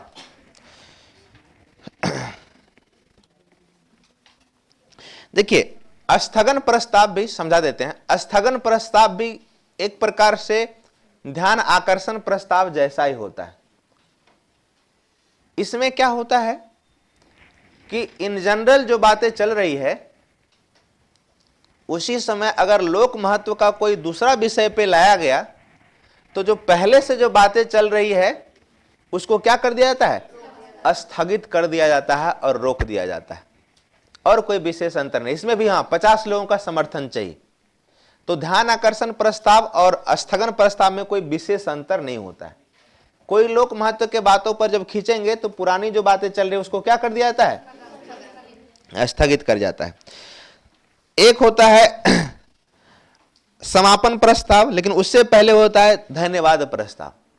धन्यवाद प्रस्ताव तब होता है जैसे हम आपको पढ़ा लिया और लास्ट में जाते समय क्या बोलते हैं, तो उसी तरीके से जब सारे बातें हो जाते हैं, सारे प्रस्ताव पे चर्चा हो जाती है, तो लास्ट में राष्ट्रपति के द्वारा धन्यवाद प्रस्ताव लाया जाता है। राष्ट्रपति लाते हैं ना, हाँ, अरे राष्ट्रपति के द्वारा नहीं, राष्ट्रपति के प्रति सारे लोग धन्यवाद बोलते हैं, धन्यवाद प्रस्ताव लाया जाता है। तो मोटा मोटी प्रस्ताव में यही कुछ था और कोई विशेष बातें है नहीं। अब आप लोग नोट्स निकालिए और थोड़ा सा देखिए प्रस्ताव को, जितना प्रस्ताव हम लोग पढ़ाएं।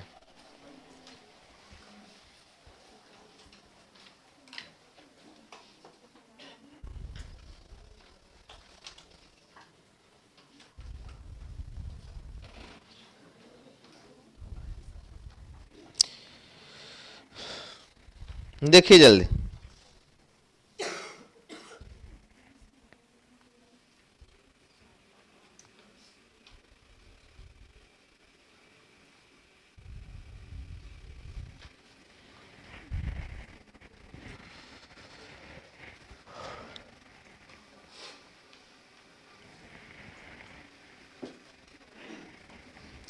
देखिए कुछ छूटा भी,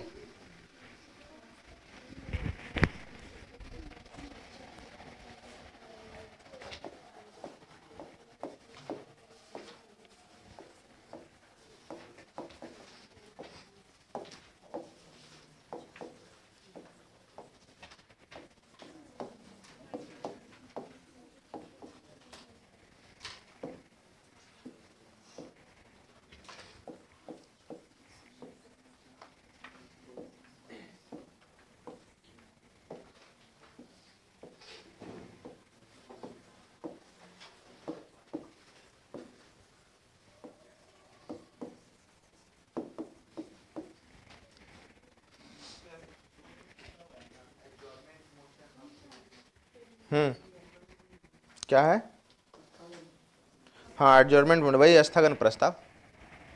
क्या हुआ, हाँ तो ये सारा देखिए जितना हम पढ़ा है वही सारा उसमें लिखा हुआ है। उसमें बड़ा विस्तार से लिखा है, एक एक चीज को आराम से पढ़ सकते हैं, कोई दिक्कत नहीं है।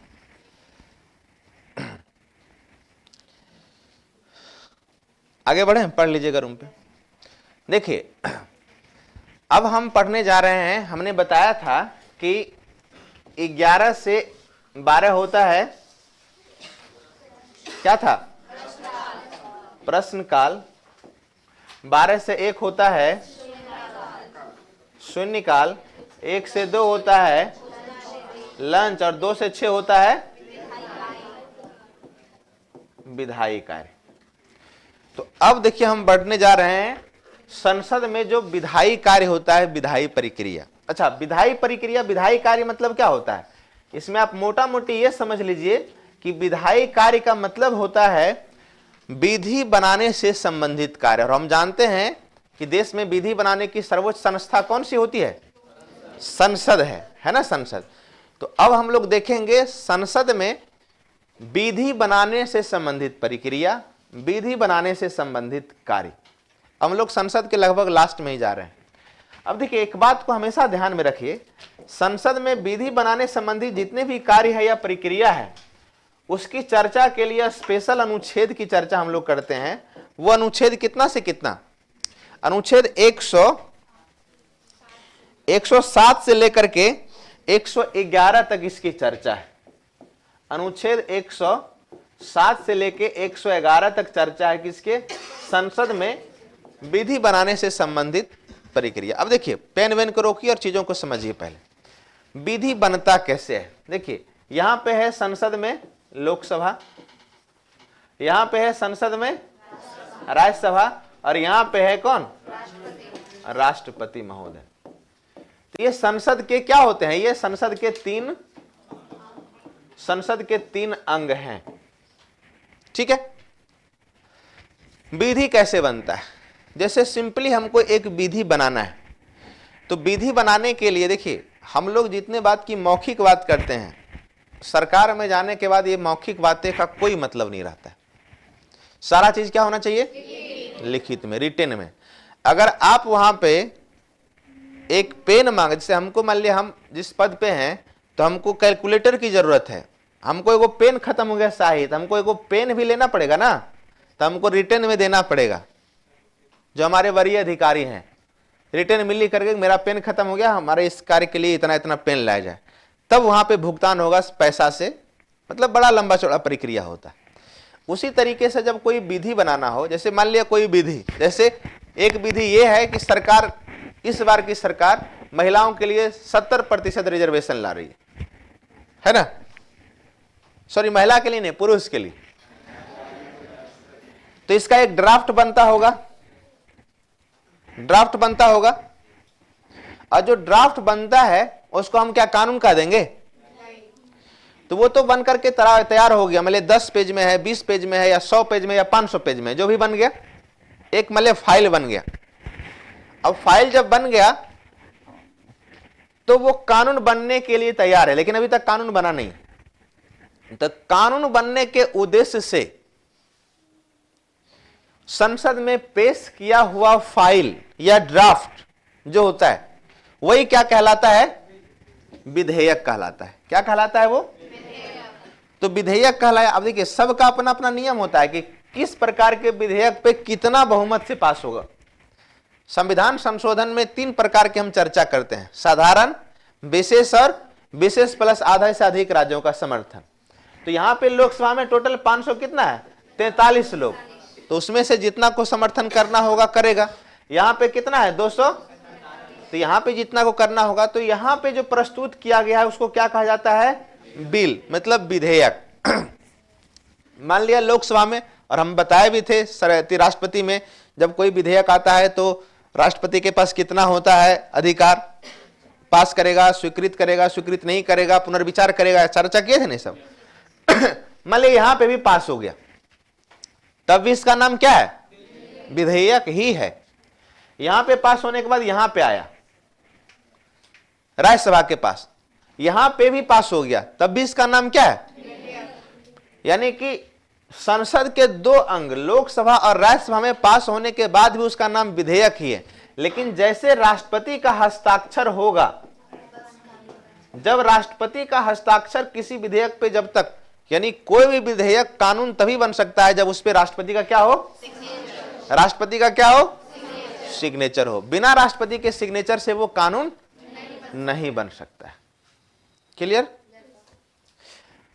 तो अभी जो हम लोग चर्चा करेंगे वो इसी की पूरा चर्चा करेंगे, विधायी कार्य का। विधायी कार्य मतलब विधि बनाने से संबंधित कार्य। अब देखिए ये जो विधेयक होता है, विधेयक होता है, तो विधेयक कितने प्रकार का होता है? देखिए मोटा मोटी अगर हम विधेयक को जानने का प्रयास करते हैं तो ये 2 प्रकार का होता है। मोटा मोटी हम विधेयक को अगर जानने का प्रयास करें तो वो 2 प्रकार का होता है। एक जो सरकार के द्वारा लाया जाएगा, मतलब जिसमें सरकार का मंत्री होगा, सरकार का कोई व्यक्ति होगा, तो उसको हम कह देंगे क्या? सरकारी विधेयक कह सकते हैं ना। और दूसरा, मंत्री के अलावे किसी और के द्वारा अगर कोई विधेयक लाया गया तो उसको हम क्या कह सकते हैं? गैर सरकारी विधेयक कह सकते हैं। तो मोटा मोटी अगर हम देखा जाए तो विधेयक को 2 भाग में हम लोग बांटते हैं, सरकारी और गैर सरकारी। अब देखिए अंतर क्या होता है? स्वाभाविक है जिस विधेयक को सरकार लाएगी, तो सरकार तो देखिए मोटा मोटी समझिए, बाकी पढ़ के आप समझ जाइएगा दोनों सरकारी विधेयक और गैर सरकारी विधेयक में क्या अंतर है। तो मान लिया जाए लोकसभा है, सरकार में इतने लोग हैं, है ना, इतना लोग एक साथ हुए, मतलब लोकसभा में कम से कम, जैसे अभी सिर्फ बीजेपी का 303 सीट है ना, तो 543 में सिर्फ बीजेपी का 303 सीट है। तो बीजेपी के द्वारा जो भी विधेयक लाया जाएगा तो 303 लोगों का तो समर्थन प्राप्त है उसे, यानी कि उसको पास होने का, कानून बनने की संभावना ज्यादा हो जाएगी। बाकी बचे इतना विधेयक लाइए, मान लिया जाए इधर बचे 20, इधर है 10, तो कौन सा विधेयक किसके द्वारा लाया गया? इधर हो गया सरकारी विधेयक, इधर हो गया गैर सरकारी विधेयक। तो किसके द्वारा लाए गए विधेयक को पास होने की संभावना ज्यादा होती? सरकार के द्वारा। क्यों? क्योंकि उसके पास समर्थन ज्यादा है, और गैर सरकारी लोग के पास तो ऑलरेडी कम है ना। 2-4 को अगर इधर उधर से दीदी भैया करके होगा भी तो उससे क्या होगा। तो सरकारी विधेयक मोटा मोटी सरकार के द्वारा लाया जाता है, और गैर सरकारी विधेयक गैर सरकार के द्वारा लाया था। अब देखिए गैर सरकार, अच्छा जरूरी नहीं विपक्ष नहीं, बार बार हम बोल रहे हैं सरकार का मतलब क्या, पूरा बीजेपी का सांसद जो सिर्फ मंत्री परिषद में शामिल है।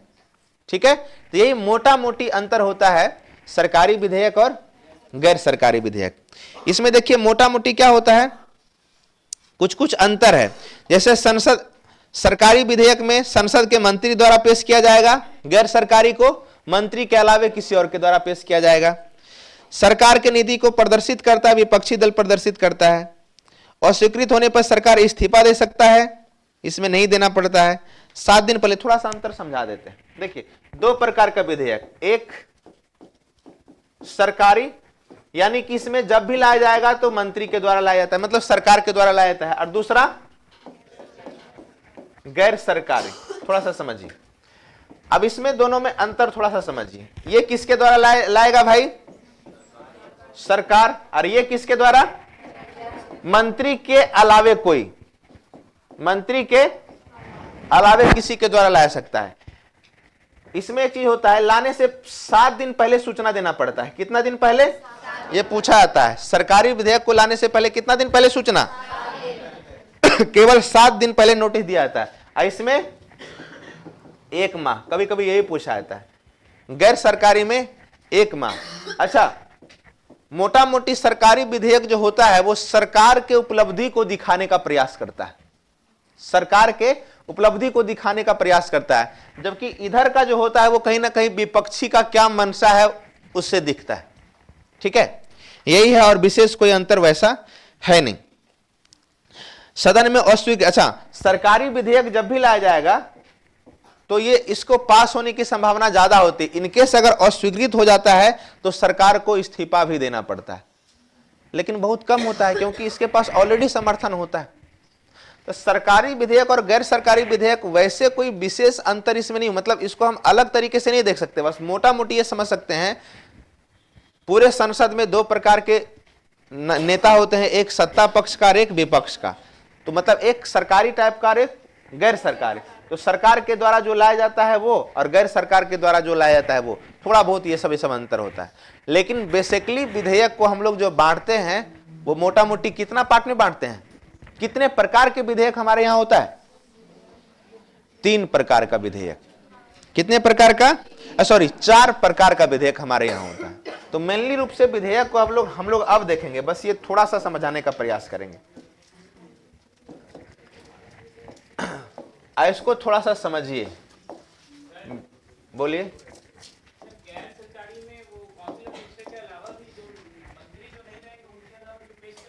हाँ, वो भी गैर सरकारी में आएगा। नहीं क्या, बिल्कुल मेजोरिटी पार्टी के ही होते हैं, लेकिन ऐसा अक्सर होता नहीं है, क्योंकि मेजोरिटी पार्टी के जितने विधेयक होते हैं तो वो अक्सर सरकार लोग ही पेश करते हैं, मंत्री लोग ही पेश करते हैं। ठीक है, यहां सिर्फ दे दिया गया मंत्री के अलावे कोई, लेकिन पर्पस है कहीं ना कहीं विपक्ष का ही। देखिए वो सरकारी और गैर सरकारी बस हमने ऐसे ही बांटा था मोटा मोटी। मेनली रूप से हम लोग विधेयक को यहां देखेंगे। एक वर्ड में अगर पूछा जाए विधेयक होता क्या है, हमने क्या बताया, कानून बनने के उद्देश्य से संसद में पेश किया गया ड्राफ्ट को हम लोग क्या कहते हैं, इस वित्त विधेयक। इसकी पूरी चर्चा किसमें कितना से कितना तक है, पूरा प्रक्रिया की चर्चा। इसके अलावे भी अगर हम लोग देखते हैं तो देखिए टोटल विधेयक को अगर हम बांटे तो जो पेश किया जाता है संसद में उसको 4 भाग में हम लोग बांटते हैं। पहला साधारण विधेयक, सिंपल, साधारण विधेयक यहां पे, ठीक है। सिंपल बिल इसको कहते हैं, सिंपल ही ना कहते हैं, ऑर्डिनरी, सिंपल या ऑर्डिनरी बिल। दूसरा जो होता है वो होता है नाम सुने हैं? धन विधेयक, इसको क्या कहते हैं? मनी, एकदम कान खोल के, आंख खोल के, पेन वेन रखिए, सारा चीज को समझिए।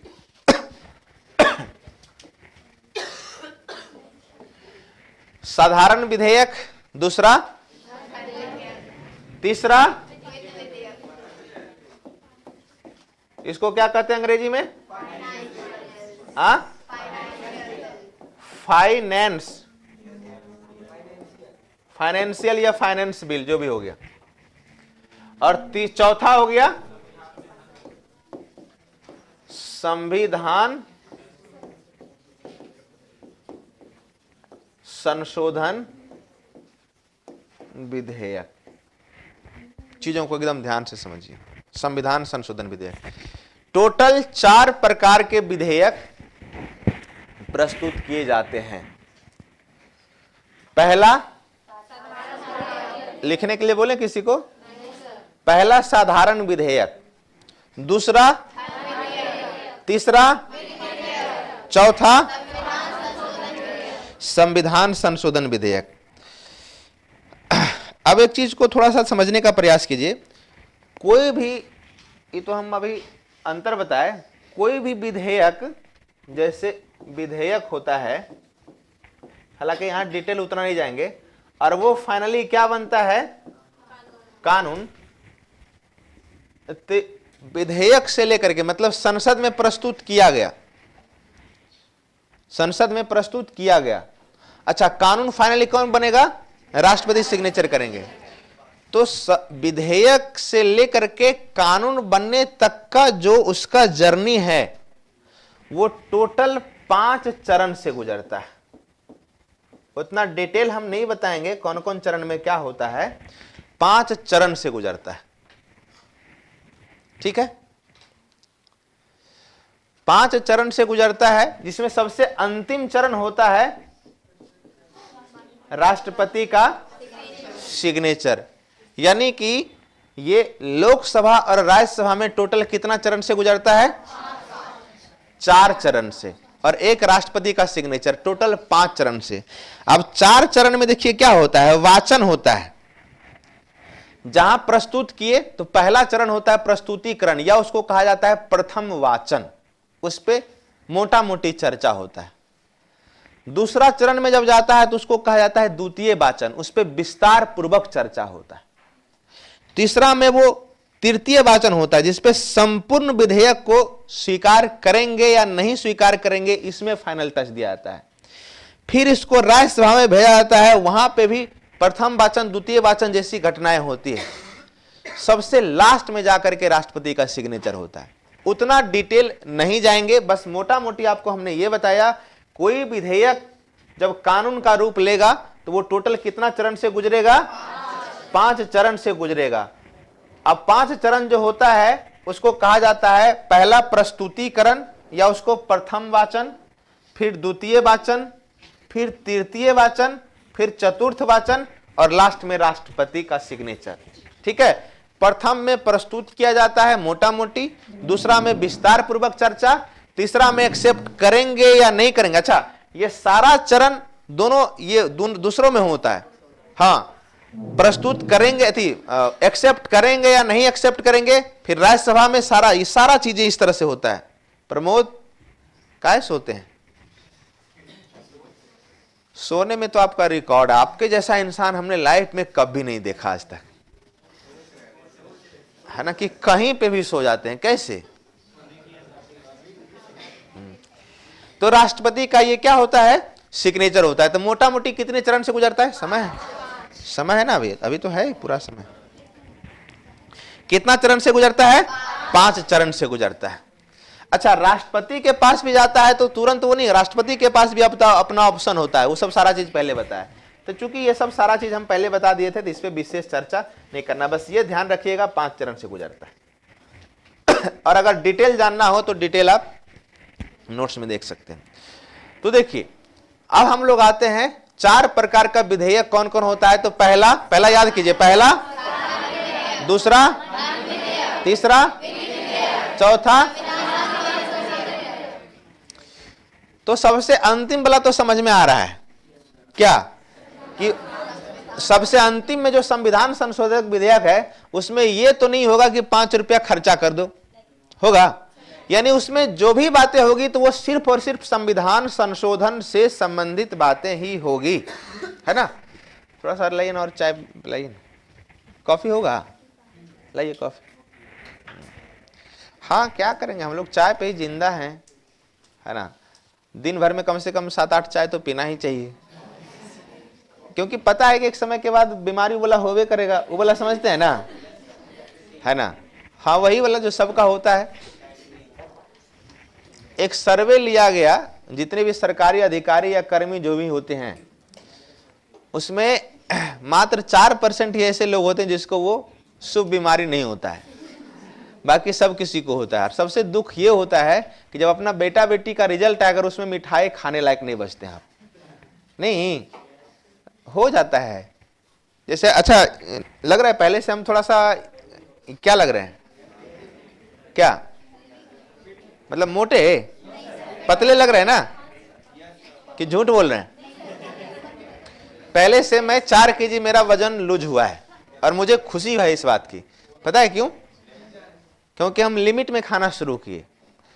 सिंपल, सुबह उठते हैं, न कोई नाश्ता वास्ता नहीं, रोटी भुंजिया तैयार होता है, ऑफिस में 1 बजे खाते हैं, 3 गो रोटी है भुंजिया, उसके बाद फिर रात में आके खाते हैं।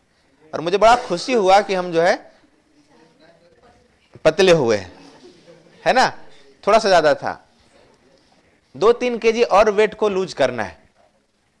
75 तक आपका हाइट के अनुसार ये होता है, हाइट के अनुसार एक होता है बॉडी इंडेक्स मास, BMI, बॉडी मास इंडेक्स, उसको जो मेंटेन रखता है ना वो 1 नंबर का हेल्दी वो होता है। हमारा ज्यादा बढ़ा हुआ था, 9 kg ज्यादा बढ़ा हुआ था, तो धीरे धीरे हम एक लगभग 70 से 75 तक कर लेंगे तो ठीक ठाक है, उससे कम नहीं करना है। नहीं, उससे ज्यादा। देखिए अभी के समय में लोग समझता है ना कि जो मोटा है ना कि हम खाते पीते घर से, नहीं, बीमार हो तुम। मोटापा अभी सबसे बड़ी बीमारी है अभी के समय में। और मोटापा तो एक मोटा मोटी है, थुलथुल मोटापा जो होता है ना वो बड़ा खतरनाक होता है ना? तो ये सब चीज को थोड़ा सा मेंटेन रखिए, थोड़ा सा एकदम ध्यान रखिए, ये सब जरूरी है, ठीक है? हमको बड़ा खुशी हुआ कि हम जो है पतले हो रहे हैं। खैर, तो हम कहाँ थे? हाँ, देखिए, तो संविधान संशोधन का जो विधेयक होता है सिंपली है कि उसमें आपको यह पता होना चाहिए कि उसमें संविधान संशोधन से संबंधित चीजें होगी। अच्छा, दूसरा है धन विधेयक और वित्त विधेयक। तो धन का मतलब क्या होता है? संपत्ति नहीं, धन में क्या क्या शामिल होगा? पैसा, कौड़ी, रुपया, धन, ये सब। अच्छा, वित्त में तो वो हो तो लगभग वही सारा चीज होगा। तो यानी ये चीज तो पता चल रहा है कि धन वन से संबंधित काम, वित्त से संबंधित काम जो भी होगा वो सारा का सारा होगा धन विधेयक और वित्त विधेयक में। अच्छा, कौन धन होगा कौन वित्त होगा वो दुनिया का कोई, भारत का कोई व्यक्ति नहीं बता सकता सिवाय एक के छोड़ के, है ना? बाकी सब उसके सामने नतमस्तक है। कोई भी विधेयक धन है कि वित्त है वो सिर्फ और सिर्फ एक ही व्यक्ति बता सकता है। अब वो कौन? लेकिन इतना तो जानते हैं कि भाई धन विधेयक और वित्त विधेयक में पैसा कौड़ी से संबंधित ही बात होगी।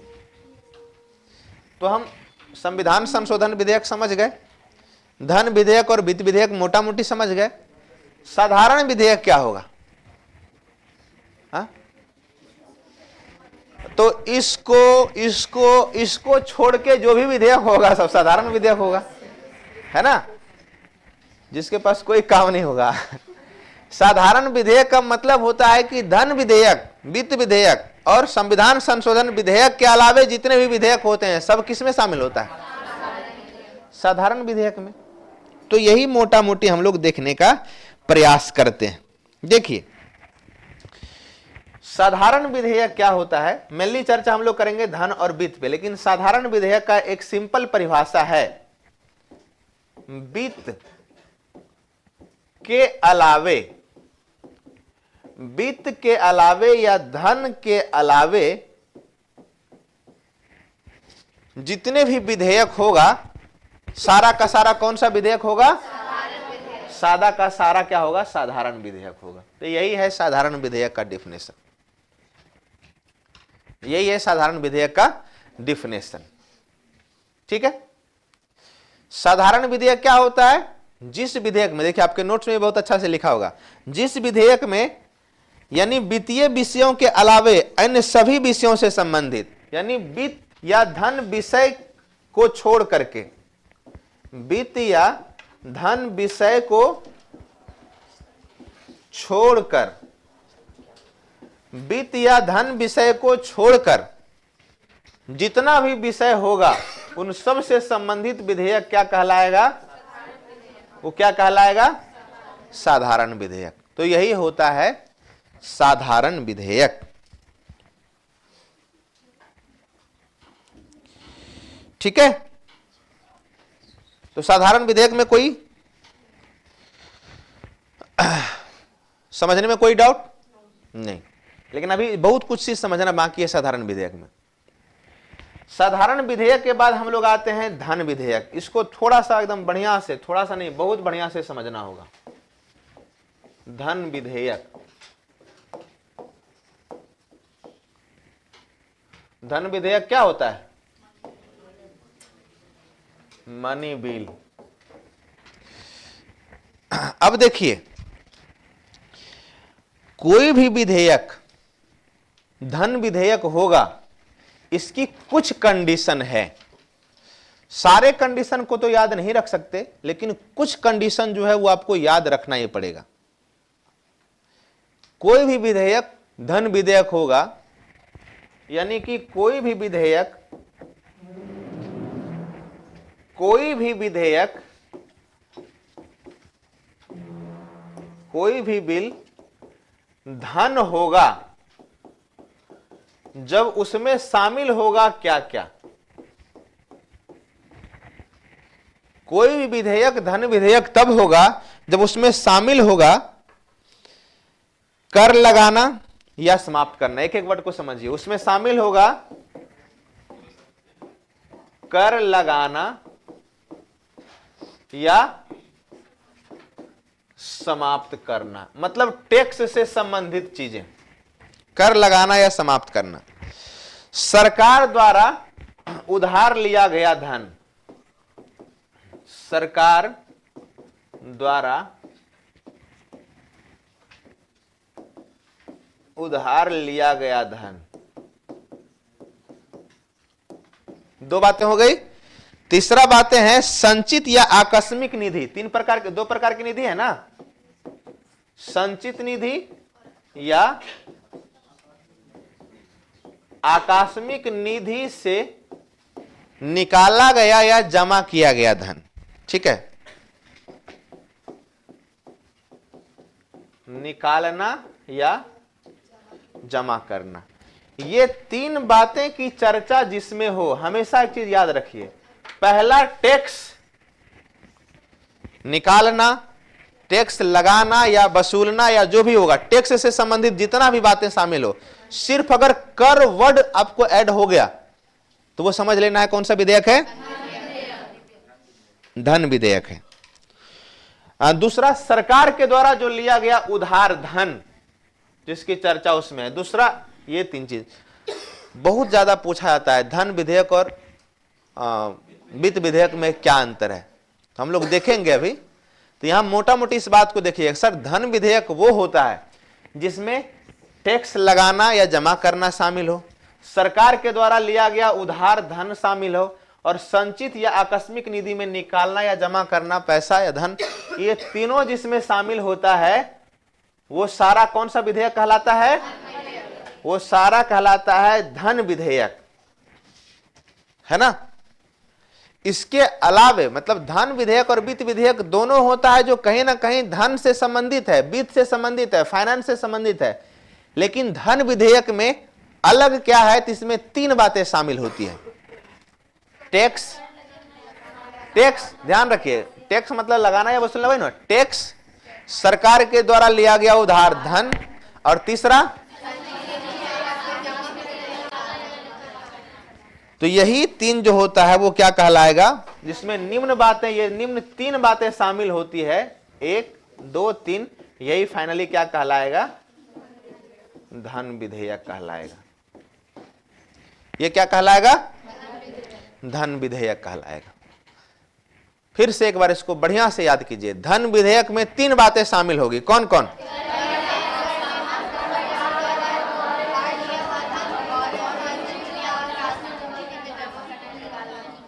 फिर से हो जाएगा सारा, रिकॉर्डिंग शुरू। चलिए देखिए, अभी जो हम लोग कुछ इंपॉर्टेंट फैक्ट को जानने का प्रयास करेंगे। आवाज थोड़ा ज्यादा है लगता है, यहां से हमेशा क्वेश्चन पूछता है, थोड़ा सा ज्यादा है। देखिए पहला क्वेश्चन ये होता है, अच्छा धन विधेयक हमने क्या बताया, क्या होता है धन विधेयक, जब रहे ना, इसमें 3 बातें शामिल हो, इसमें 3 बातें शामिल हो। पहला टैक्स लगाना या वसूलना, सरकार के द्वारा उधार लेना या देना, और तीसरा संचित या आकस्मिक निधि में जमा करना या निकालना। ये 3 बातें जो होती है वो धन विधेयक में शामिल होती है। अब देखिए यहां से कुछ इंपॉर्टेंट चीजें हैं मनी बिल से संबंधित, यहीं पे भी हम लिखते हैं। धन विधेयक क्या है भाई, इसमें 3 बातें शामिल होगी, क्या, कर लगाना या वसूलना, दूसरा सरकार के द्वारा उधार देना या लेना, और तीसरा संचित या आकस्मिक निधि से संबंधित उसमें पैसा निकालना या ये करना। यही 3 मेन पहचान है। रिकॉर्डिंग हो रहा है, तो इसमें चल नहीं रहा है, 0-0 है बिरजू जी, इसमें 0-0 है,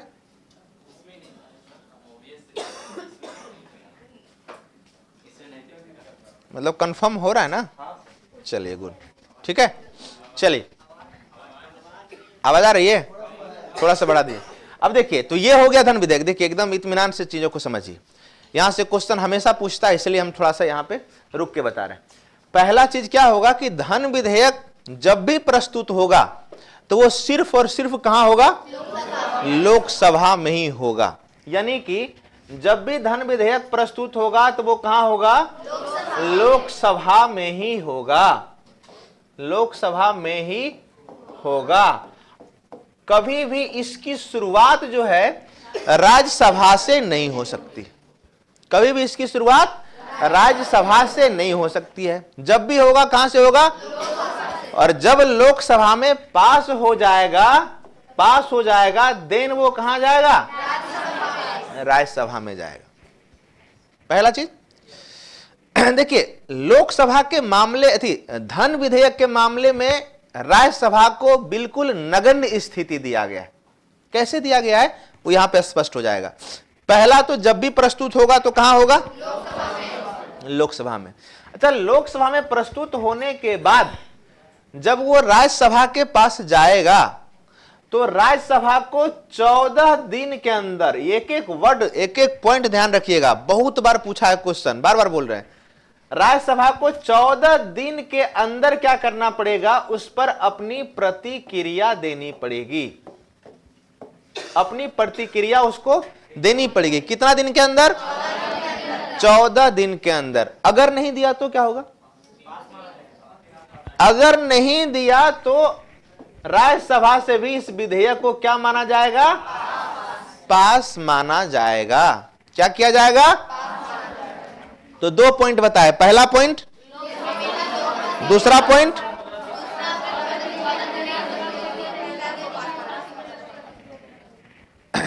पास माना जाएगा।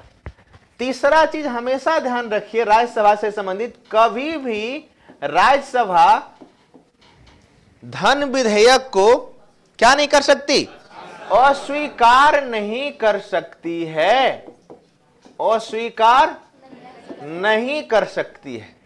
कभी भी राज्यसभा धन विधेयक को अस्वीकार नहीं कर सकती है, यानी उसको पास करना ही करना पड़ेगा। क्लियर? इसके बाद गर्म पानी पी लीजिए, ठीक है। इसके बाद अगर बाय द वे कभी कोई ऐसा धन विधेयक हो जिस पे राज्यसभा को लगे कि थोड़ी सी इसमें एक बार पुनर्विचार या संशोधन की बात, पुनर्विचार नहीं, थोड़ा सा संशोधन होना चाहिए, तो वो संशोधन के लिए या पुनर्विचार के लिए किसके पास भेजेगा? फिर से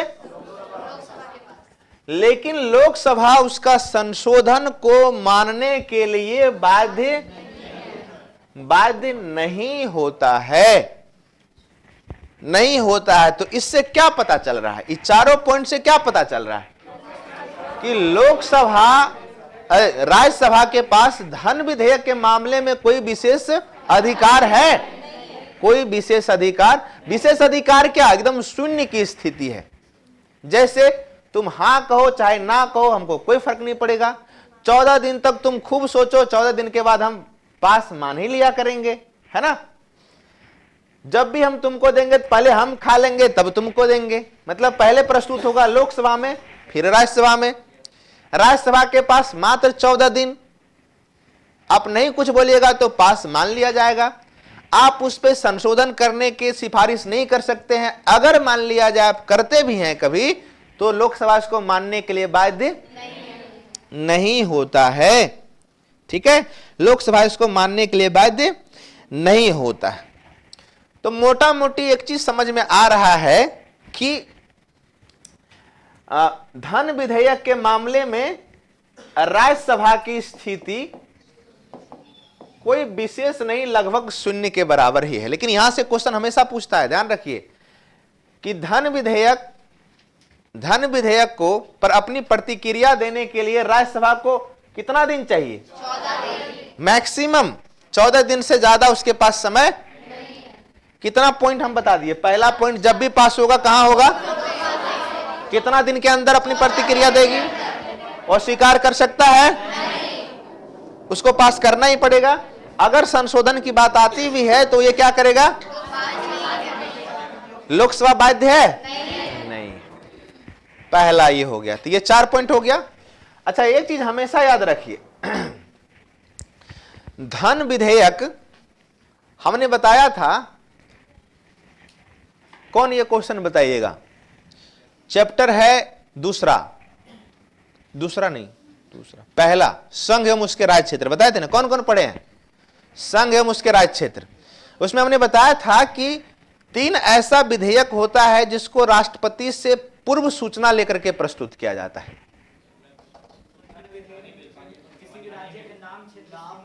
गुड, वाह वाह वाह, बहुत अच्छा बहुत अच्छा बहुत अच्छा। क्या नाम है आपका? टीका लगा के अब नहीं आते हैं? बहुत अच्छी बात है।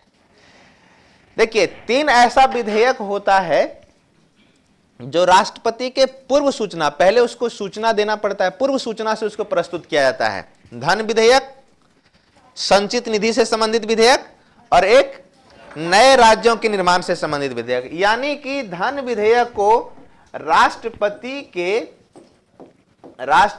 के पूर्व सूचना से ही क्या किया जाता है? प्रस्तुत या लाया जाता है। मतलब धन विधेयक को लाने से पहले, संसद में लाने से पहले राष्ट्रपति को पूर्व सूचना दिया जाना चाहिए। 3 विधेयक कौन कौन है जिसमें पूर्व सूचना दिया जाना चाहिए?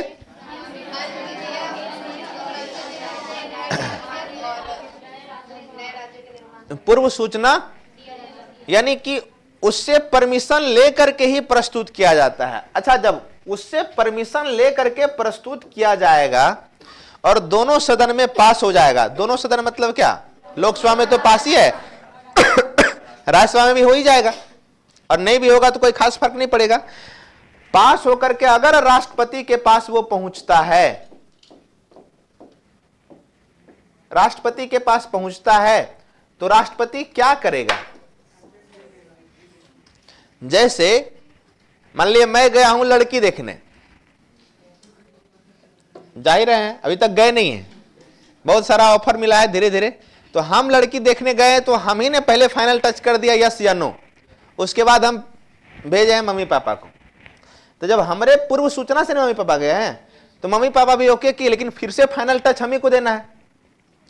तो एक चीज तो था कि कहीं ना कहीं इसमें श्योरिटी का मतलब परसेंटेज ज्यादा था, तभी तो हम अपने फैमिली को अलाउ किए हैं। अगर हमको नहीं करना होता तो पहले इसको छांट देते, या हम उनको नहीं बोलते जाने के लिए। अर्थात जब राष्ट्रपति अपने पूर्व सूचना से, राष्ट्रपति के सूचना से ही अगर धन विधेयक को हम लाते हैं, तो वहां पे धन विधेयक पास होने के बाद राष्ट्रपति तो अपने अप्रूवल कर ही देगा ना। तो ये क्या होता है, जब राष्ट्रपति के पास पहुंचता है तो या तो राष्ट्रपति उसे स्वीकृत करता है या तो अस्वीकृत करेगा, लेकिन किसी भी कीमत पे इसको क्या पुनर्विचार के लिए नहीं भेजेगा। यानी धन विधेयक को राष्ट्रपति पुनर्विचार के लिए भेज सकता है? क्यों नहीं भेजेगा? क्योंकि पहले तो हम ही फाइनल टच दे दिए है ना, बुझाया। तो ये भी क्वेश्चन पूछता है कि धन विधेयक को राष्ट्रपति पुनर्विचार के लिए भेजेगा? क्या करेगा? स्वीकृत करेगा या तो स्वीकृत करेगा। तो धन विधेयक से रिलेटेड कितना फैक्ट पे हमने चर्चा किया? पहला, दूसरा, तीसरा, चौथा, पांचवा, छठा, और अभी तक का धन विधेयक से सबसे ज्यादा पूछा जाने वाला क्वेश्चन जो आप जानते हैं कि कोई भी विधेयक धन विधेयक है या वित्त विधेयक है, इसका अंतिम निर्णय कौन लेंगी? लोकसभा अध्यक्ष। ये हमेशा ध्यान रखिएगा। तो कुल मिला के इतना ज्यादा क्वेश्चन यहां से, और सब क्वेश्चन पूछा जाता है, और हमने एक एक क्वेश्चन को समझा के बताया, सिर्फ रटवाया नहीं। यानी कोई भी विधेयक धन विधेयक है या वित्त विधेयक है, इसका अंतिम निर्णय यानी इसको फाइनल टच देने का अधिकार सिर्फ और सिर्फ लोकसभा के स्पीकर को है। तो ये था धन विधेयक से संबंधित सारी बातें। पहला, दूसरा, तीसरा, चौथा, पांचवा, छठा, सातवां। चलिए, तो धन विधेयक समझ में आ गया। और साधारण विधेयक में हमने बताया था रुपया पैसा कौड़ी सबसे संबंधित नहीं संबंधित विधेयक को क्या कहते हैं? तो नेक्स्ट हम लोग देखते हैं साधारण विधेयक, ऑर्डिनरी बिल और धन विधेयक में अंतर।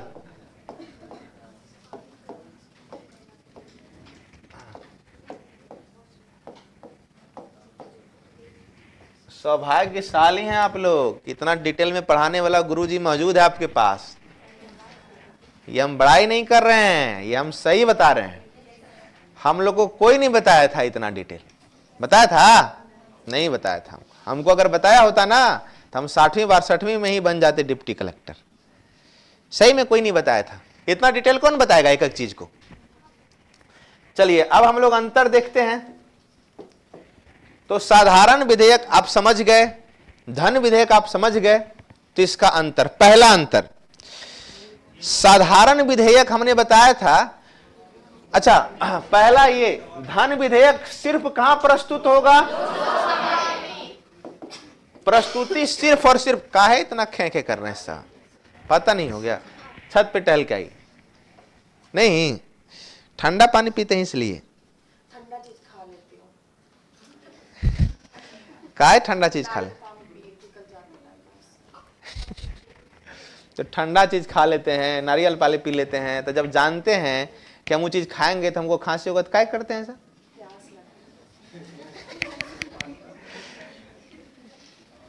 नारी को सलाम नहीं, नारी जाति को सलाम, भगवान भी हार गए। खैर, आगे से ध्यान रखना है कि ठंड है तो नारियल पानी नहीं पिएंगे और ठंडा चीज नहीं खाएंगे, ठीक है? देखिए, साधारण विधेयक हम अंतर कर रहे हैं, अंतर से ही कंफर्मेशन आएगा। ये प्रस्तुत सिर्फ और सिर्फ कहां हो सकता है? लेकिन साधारण विधेयक कहां भी प्रस्तुत होगा? लोकसभा में भी या राज्यसभा में से कहीं पे भी प्रस्तुत हो सकता है, कहीं पे भी प्रस्तुत हो सकता है। दूसरा, धन विधेयक को केवल और केवल सरकार का मंत्री प्रस्तुत करेगा। इसको प्रस्तुत करेगा केवल और केवल सरकार या सरकार का मंत्री ही इसको प्रस्तुत करेगा, प्रस्तुत करेगा। जबकि साधारण विधेयक को गैर सरकार मतलब कोई भी प्रस्तुत कर सकता है। लिखिए नहीं, अंतर को समझिए। पहला क्या था अंतर? तीसरा, इसको लाने के लिए राष्ट्रपति का पूर्व अनुमति आवश्यक। किसको लाने के लिए? धन विधेयक को लाने के लिए राष्ट्रपति का पूर्व अनुमति, पूर्व अनुमति क्या है? आवश्यक। पूर्व अनुमति क्या है? आवश्यक। इसमें आवश्यक है? इसके लिए आवश्यक है? इसके लिए आवश्यक नहीं। तो तीसरा अंतर क्या हो गया? साधारण बहुमत लाने के लिए राष्ट्रपति की पूर्व सूचना हमको पूर्व अनुमति नहीं लेना पड़ता है, जबकि धन विधेयक को लाने के लिए लेना पड़ता है। दूसरा चीज है कि साधारण विधेयक को अगर जब चाहे तो राज्यसभा इसको क्या कर सकता है? अस्वीकार भी कर सकता है और पुनर्विचार के लिए भेज भी सकता है। राज्यसभा इसको अस्वीकार भी करेगा और पुनर्विचार के लिए भेज भी सकता है। जबकि धन विधेयक के मामले में राज्यसभा कर सकता है, ना ही अस्वीकार कर सकता है और ना ही मतलब नहीं। क्लियर? नहीं। एक चीज हमेशा पूछता है, यहां पे हमने बताया था, इस चीज को हमेशा याद रखिए। धन विधेयक के मामले में राज्यसभा के पास मैक्सिमम कितने दिन का समय है? मैक्सिमम 14 दिन का समय है। क्या करने का? क्रिया प्रतिक्रिया, यस नो, मतलब कुछ ऐसे भी तो होगा नहीं। लेकिन साधारण विधेयक के मामले में राज्यसभा के पास मैक्सिमम कितना समय है? हमेशा पूछा जाता है इस बात को, 6 महीना। कि साधारण विधेयक के मामले में राज्यसभा के पास मैक्सिमम कितना समय है? 6 महीना को वो अपने पास रोक करके रख सकता है। और वो क्या कर सकता है? रोक के रखेगा तो पुनर्विचार के लिए भेज सकता है और स्वीकार कर सकता है, तमाम चीजें। लेकिन धन विधेयक के मामले में उसके पास है अधिकार? नहीं है।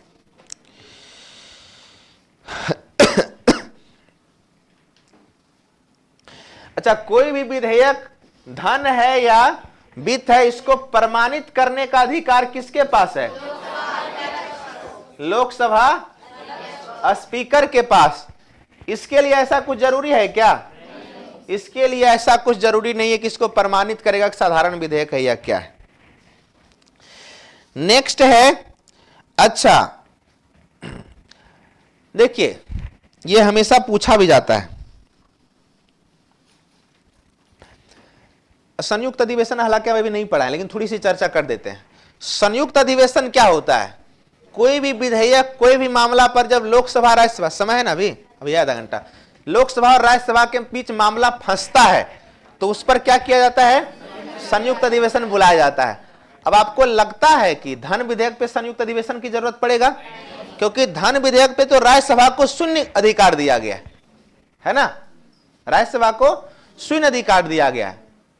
साधारण विधेयक यानी कि धन विधेयक को छोड़ करके, वित्त विधेयक को छोड़ करके, साधारण विधेयक मतलब सारा चीज धन, वित्त और संविधान संशोधन से छोड़ करके, तो देखा जाए तो संयुक्त अधिवेशन की व्यवस्था होती है। संयुक्त अधिवेशन हम लोग अभी पढ़ेंगे। संयुक्त अधिवेशन की व्यवस्था होती है किस विधेयक की? साधारण पर संयुक्त अधिवेशन कराया जा सकता है। साधारण विधेयक पे संयुक्त अधिवेशन करा सकता है। लेकिन यहां एक धन विधेयक और आगे हम लोग पढ़ेंगे संविधान संशोधन विधेयक। ये बहुत बार क्वेश्चन पूछा जाता है। देखिए एक एक चीज बता रहे हैं डिटेल में।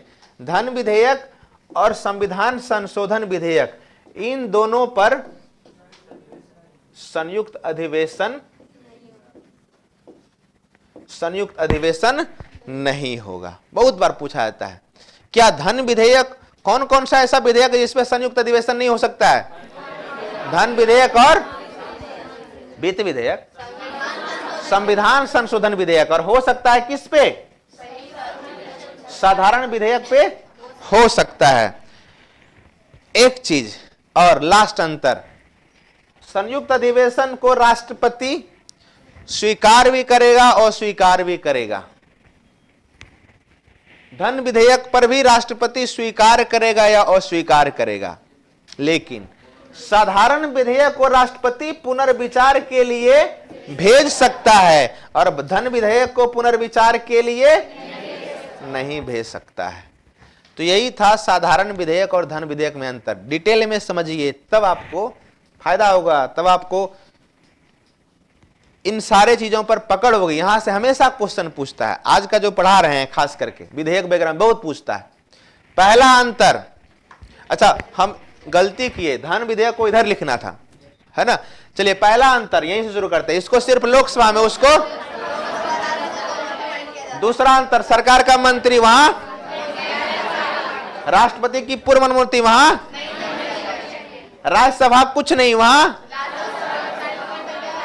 मैक्सिमम 14 दिन वहां, प्रमाणित करेगा कौन? उसकी जरूरत वहां। धन विधेयक और संविधान संशोधन विधेयक पे संयुक्त अधिवेशन नहीं, जबकि साधारण पर पुनर्विचार इसे नहीं कर सकता, जबकि उसे पुनर्विचार कर सकता है।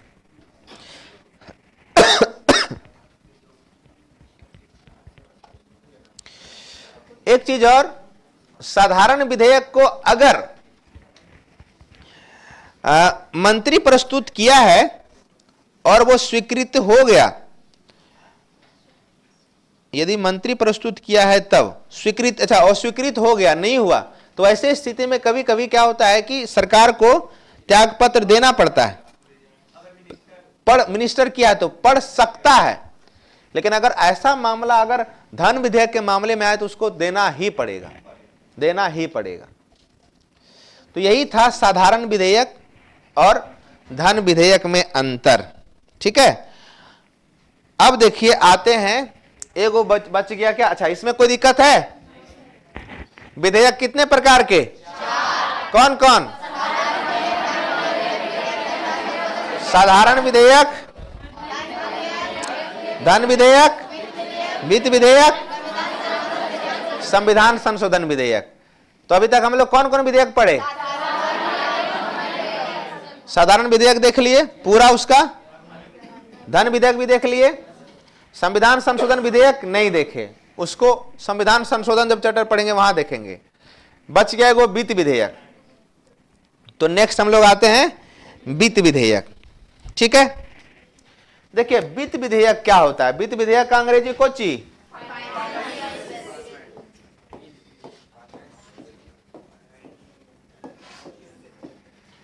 देखिए वित्त विधेयक में कोई वैसा विशेष नहीं है, क्योंकि जब धन विधेयक पढ़ लिए तो वहां पे इसकी बहुत सारे बातें पढ़ लिए। वित्त विधेयक क्या होता है? फाइनेंशियल बिल, वे सभी विधेयक वित्त मामले में होगा जिसमें दो तीन धन वित्त, देखिए दो चीज इसमें आता है। देखिए जो हम धन विधेयक पढ़े, जैसे कि वित्त से संबंधित, समझिए वित्त एवं धन से संबंधित जितना भी विधेयक होगा वो सारा कहलाएगा कौन विधेयक? सॉरी धन बोल रहे हैं, सिर्फ वित्त से संबंधित जितना भी विधेयक होगा वो क्या कहलाएगा? वित्त विधेयक। वित्त विधेयक, तो वित्त में तो धन भी शामिल होता है। यानी कि आप कह सकते हैं कि वित्त विधेयक एक बहुत बड़का विधेयक है, एक बहुत बड़का विधेयक है। और चूंकि वित्त में ही शामिल होता है क्या? धन विधेयक, तो वित्त विधेयक के अंतर ही धन विधेयक आता है। समझे नहीं समझे? फिर से समझिए।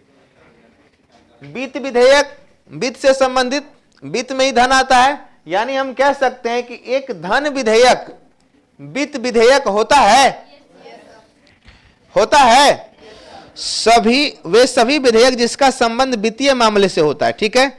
हर धन विधेयक वित्त विधेयक हो सकता है। हर धन विधेयक वित्त विधेयक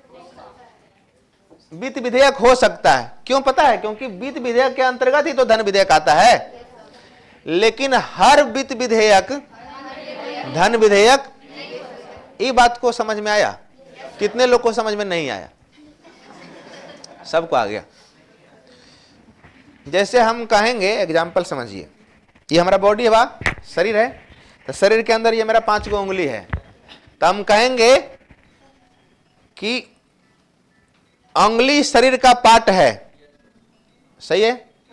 मतलब मेरा प्रत्येक उंगली मेरा शरीर है ना? और सिर्फ ये कहेंगे कि शरीर ही उंगली है, होगा? नहीं समझ में आया? कोई बात आ गया? वाह। वित्त विधेयक में देखिए 3 बातें होती है। धन विधेयक, वित्त विधेयक में मेनली रूप से 3 बातें शामिल होती है। एक पूरा का पूरा धन विधेयक उसमें शामिल होगा, आर्टिकल 110। दूसरा, वित्त विधेयक 2 प्रकार का होता है। एक वित्त विधेयक भी शामिल होगा, एक प्रकार इसका आर्टिकल 117 17 का एक, और एक और भी वित्त विधेयक होता है, ये भी आर्टिकल 117। इसका आर्टिकल 117 का एक होता है, इसमें आर्टिकल 117 का 3। मोटा मोटी समझिए, ज्यादा इधर उधर करने की जरूरत नहीं है। वित्त विधेयक में धन भी शामिल होगा, ठीक है, धन भी शामिल होगा, लेकिन धन में वित्त शामिल नहीं होगा। तो हम कह सकते हैं प्रत्येक वित्त विधेयक एक धन विधेयक है, क्योंकि वित्त में वित्त भी शामिल है और धन भी शामिल है।